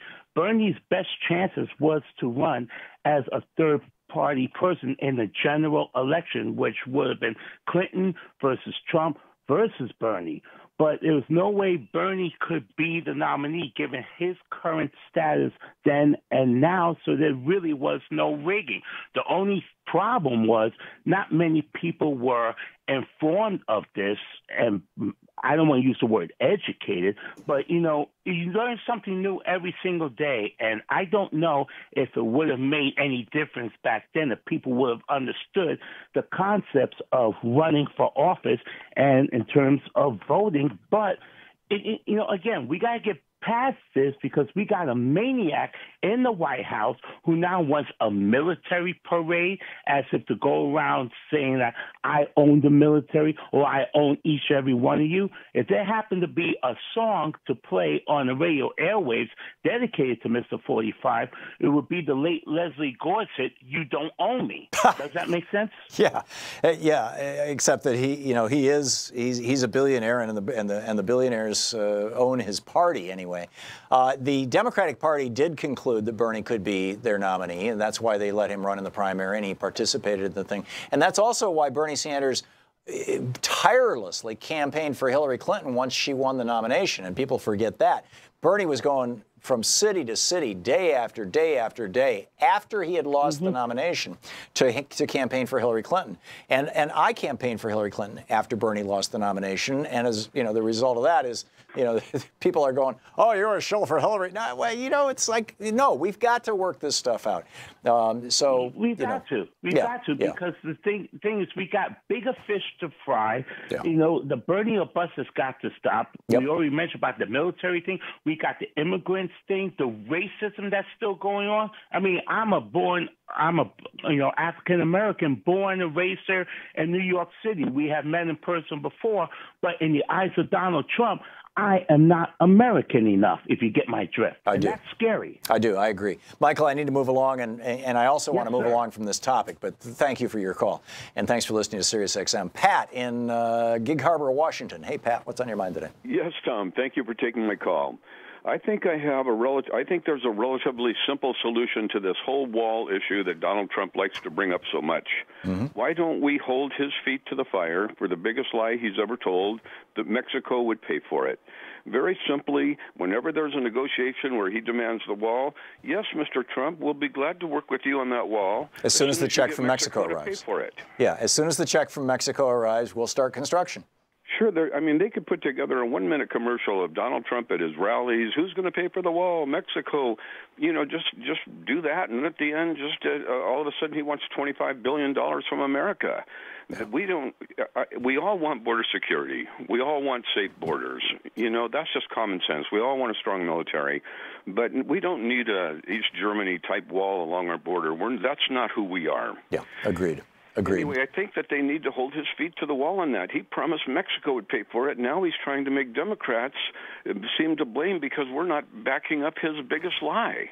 Totally agree, Pat. And this, by the way, if the tables were turned, the Republicans would be absolutely employing the strategy you're talking about. One more quick thing, Tom, if I could. If I was somebody who wanted to take over this beautiful democracy, the first thing I would do is discredit the free press. The second thing I would do is discredit our judicial system, so-called judges, Mexican judges, blah, blah, blah. And the third thing I would do is discredit our intelligence agencies. Yep. That's all. And I just I can't believe that people aren't screaming about that. Well, anyway. a lot of us are, Pat. Yes, a lot of us are. That. I mean, I may not sound like my hair's on fire, but there are, we are. I am very concerned. Pat, thank you for the call. Terry in Chicago. Hey, Terry, you want to talk about SpaceX? Yeah, Tom. I like their idea of priorities. They use their biggest, most gigantic rocket to shoot an advertisement to Tesla to orbit around Mars, but next year they're going to launch the Parker space probe. Now, I think between Terry and Tom, what would you rather have, a Tesla orbiting Mars, or would you rather have something studying the sun? But they're using such a small rocket. It's going to take 7 years to get into orbit. I have no idea. They have to do 7 wraparounds of Venus, and then it'll get there in 7 years. The sun gives us 99% of our energy. Yeah. The solar storms could completely destroy any country's electric grid. We need to know about that thing. Yeah, I agree. And why can't they spend an extra $100 million on putting a decent rocket together? I don't know the answer to your question. I believe that the SpaceX rocket was actually larger than the Saturn rockets that were used to take men to the moon. Well, almost as large, I think. Well, Okay. maybe as large. Yeah, whichever. It's a pretty big deal. But they're using their dinkiest, littlest rocket for this Parker space probe. Okay. Well, you know, I mean, they're going to do whatever's the most efficient. You know, I'm sorry, I'm not a space geek, Terry, and I don't know the answers to your questions. You know, whether this launch yesterday was a test or whether this launch was actually putting something other than the Tesla into orbit and of consequence. I just don't know. Well, this one was a test, okay? Yeah. So they weren't going to use somebody's payload, or they'd get really mad. Yeah. Well, if it was a test, it went off really well. Terry, I need to move along, but thank you for the call. Well said. Steve in Perrysville, Indiana. Hey, Steve, what's up? You had a gentleman in the second hour talk about getting all this junk mail and stuff. Mm-hmm. Well, I always open it up and look, and if there's a postage-paid envelope in there, I tear everything up, put it in the envelope, and mail it back to them. Yeah. So. Yeah, back in the day, there were people who used to attach those envelopes to bricks and send them back, and then the Postal Service changed the rules that you couldn't attach it to a brick. But yeah, that's a good one. That's a good one, Steve. Thanks for calling and sharing that with us. Richard in Los Angeles. Hey, Richard, what's up? Hey, Tom. Thank you. We got 1 Tom, minute, the Richard. Other day, quick one. Okay, Tom. Yes, without hesitation, President Trump, without knowing the true definition of treason, didn't hesitate to call Democrats un-American and treasonous because they didn't stand up and applaud him. Right. So by his definition, employers and CEOs that employ undocumented workers are aiding and abetting enemies, according to him, and they are the treasons. That's kind of a roundabout the back way logic. I'm not sure I follow it. Well, are you saying? Go ahead. He accuses undocumented immigrants of being the total enemy of America. Oh, I get it. Okay. So, yeah, redefining enemies. I get it. Yeah, your logic actually is solid. Richard, thank you. Thanks for the call, and thanks for listening to SiriusXM. We'll be back in just a few minutes, just a moment, with more of your calls and more of my thoughts on the news. Senator Tammy Duckworth, I swore an oath to the Constitution not to clap when Trump demands. I just love it. Cadet Bone Spurs. You're listening to Thom Hartmann. Visit ThomHartmann.com for audio and video archives. You know, the Republicans always say Democrat Party. Democrats all need to start talking about Cadet Bone Spurs instead of, the president.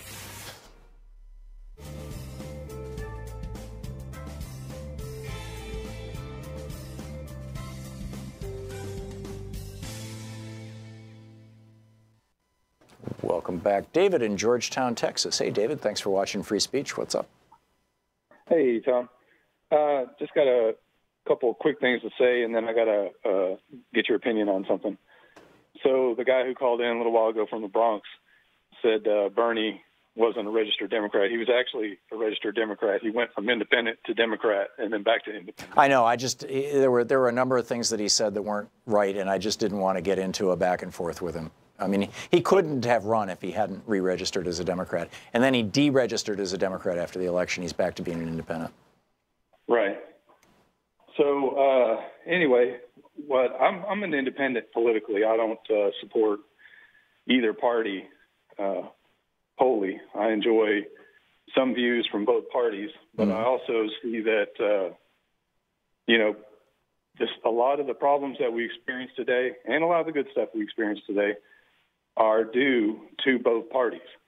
And if I'm, loyal to one party, then I can't see, the bad things that they do, or it's hard for me to. Well, I can identify for you the bad things the Democratic Party has done, as well as some of the good things. I'm not sure of any good things that the Republican Party has done, basically since Reagan. Can you identify any? Well, sure, but we probably don't have that much time. Well, can you just name one? Well, look at the tax break.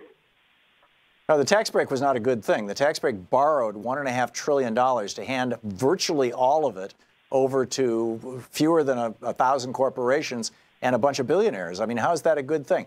Can you name one thing that the Republican Party has done since Reagan that benefits average working people rather than the super rich? Just one. They haven't built the wall until recently. That's not doing something.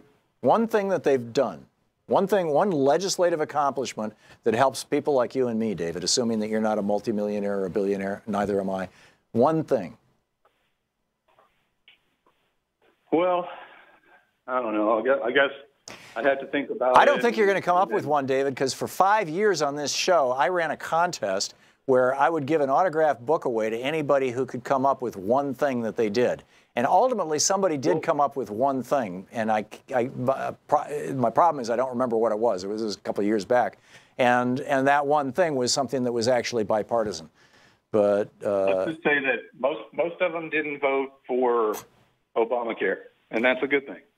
Obamacare is a nightmare. Anytime the government gets... But not voting for something or trying to stop something isn't doing something for us. It's trying to stop something from happening. And, and a lot of people would disagree with you. The 35 million people, now, who now have health care, who didn't before Obamacare came along, I'm sure would disagree with you, David.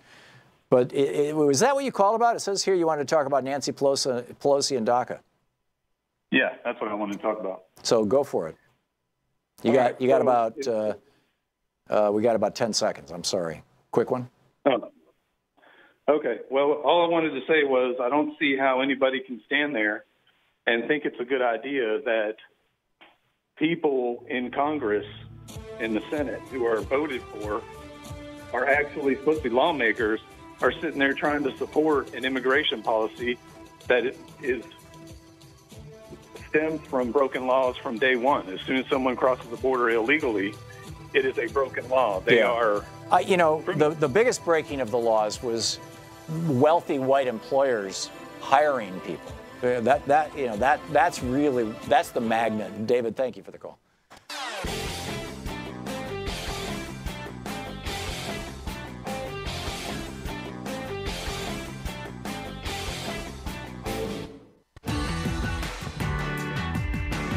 Welcome back. Picking up your calls here. James in Spokane, Washington. Hey, James, what's up? Mazel tov to you, sir. Thank you. Back at you. Let me turn the speaker off. Sorry about that. Look, I want to talk about words because I know they're sacred to you as they are to me. Let me say first, though, that old saw that the Republicans like to talk about, rising tide raising all boats. That was actually a quote from John Kennedy, but yeah. Most middle class and lower have no boats, and the ones who do are working them. Exactly. But that was, by the way, not the case in 1961 when John Kennedy said that. Back then, average working people, my dad working in a tool and die shop could buy a house, could buy a new car every 3 years, could take a 2-week vacation every year, could put his kids through school, and had a pension for retirement that covered both him and his wife, my mom. And that just is not the case anymore. You're right. The boats are gone. Thank you. And the words for these guys, they're nannies for new American Nazis. Or the one I like is foxholes. Foxholes, yes.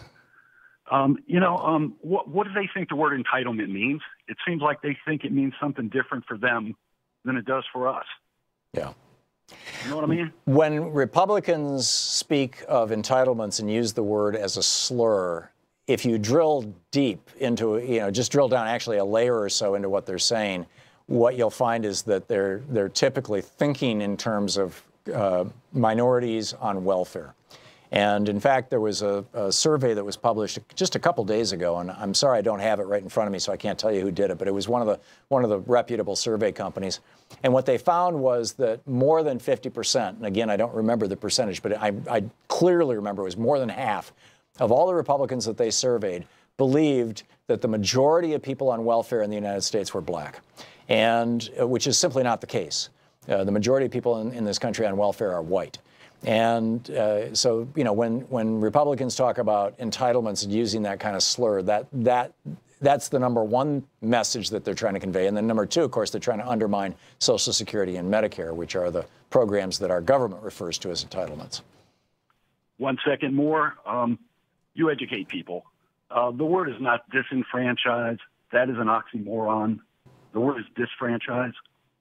Okay, I would just say, I don't like. I'm not a big fan of polysyllabic words. I would simply say, not allowing people to vote, or taking the vote, stealing the vote from people, or knocking people off the voting rolls, because that's really what we're talking about. But good points, More James. Understandable. Yeah, good points, James. I got to move along. Bless you. Thank you for the call. Excellent points. Scott in Portland, Oregon. Hey, Scott. Thanks for listening to X-Ray FM. What's up? Hey, thanks, Tom. Great show as always. Hey, you were talking to Congressman Pocan earlier, and you were trying to come up with a name for a Russian involvement voting act. Mm-hmm. And what I thought was prevent Russian interference in voting technology, which would be private. Oh, private. Oh, that's cool. We were private act. We were trying to come up with one that was the acronym Kremlin. And we got keep Russian election meddlers locked, but we couldn't come up with an I or an N to finish it. So that was Sean and Nate and I brainstorming. Great. And I missed yesterday, but I would have liked to have voted for George W. for first president, just because of all the crap that he just blew up. Yeah, turned us against ourselves. Just. I think so far George W. Bush is still, the most murderous of our presidents, the most destructive of our presidents. But Donald Trump could beat that real easily just in the next month or three. We'll see. Scott, thanks for the call. I got to move along. Thank you, Tom. Sure. George in Coarse Gold, California. George, what's on your mind today? Hi, Tom. I was watching Trump last weekend. He went to some rally, and all the networks covered it and everything and quoted him. All these slanders and things against the Democrats and everything. And I get the feeling that this is getting away from the Democrats, the midterms, because all the excitement is on the Republican side. We need to get some rallies, like Bernie-type rallies going.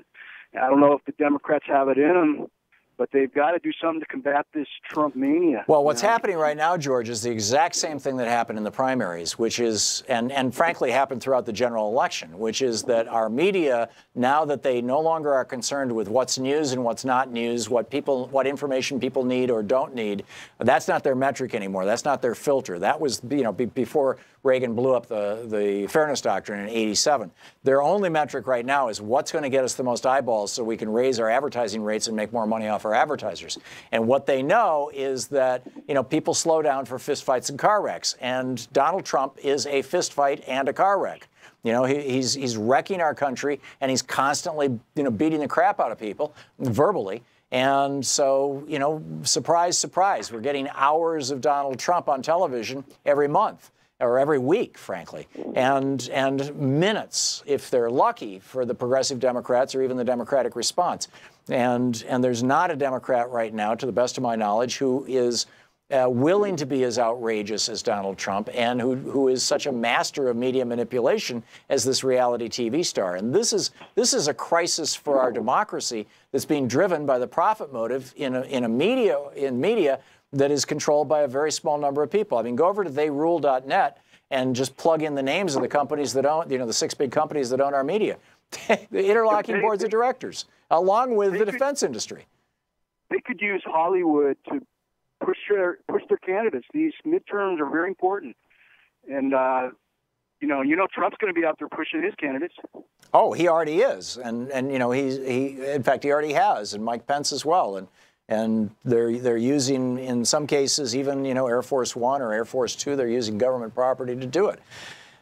I am very concerned. I am increasingly thinking that unless we have a massive turnout, that the Republicans are going to continue to hold the House and Senate, and Trump might even be set up for re-election in 2020 unless he gets prosecuted. It concerns me tremendously, George. Thanks for the call, by the way. And that's why I think it's so important that not only do you and I get out and get registered and get active and all that kind of stuff, but that we wake up all our friends and relatives. Let everybody know about progressive media, know about progressive candidates, know about what's going on, because If not, our country is in deep trouble. I mean, we're already in deep trouble, but it could get so much worse. So don't forget, democracy is not a spectator sport. Get out there, get active, tag. You're it. We'll see you tomorrow.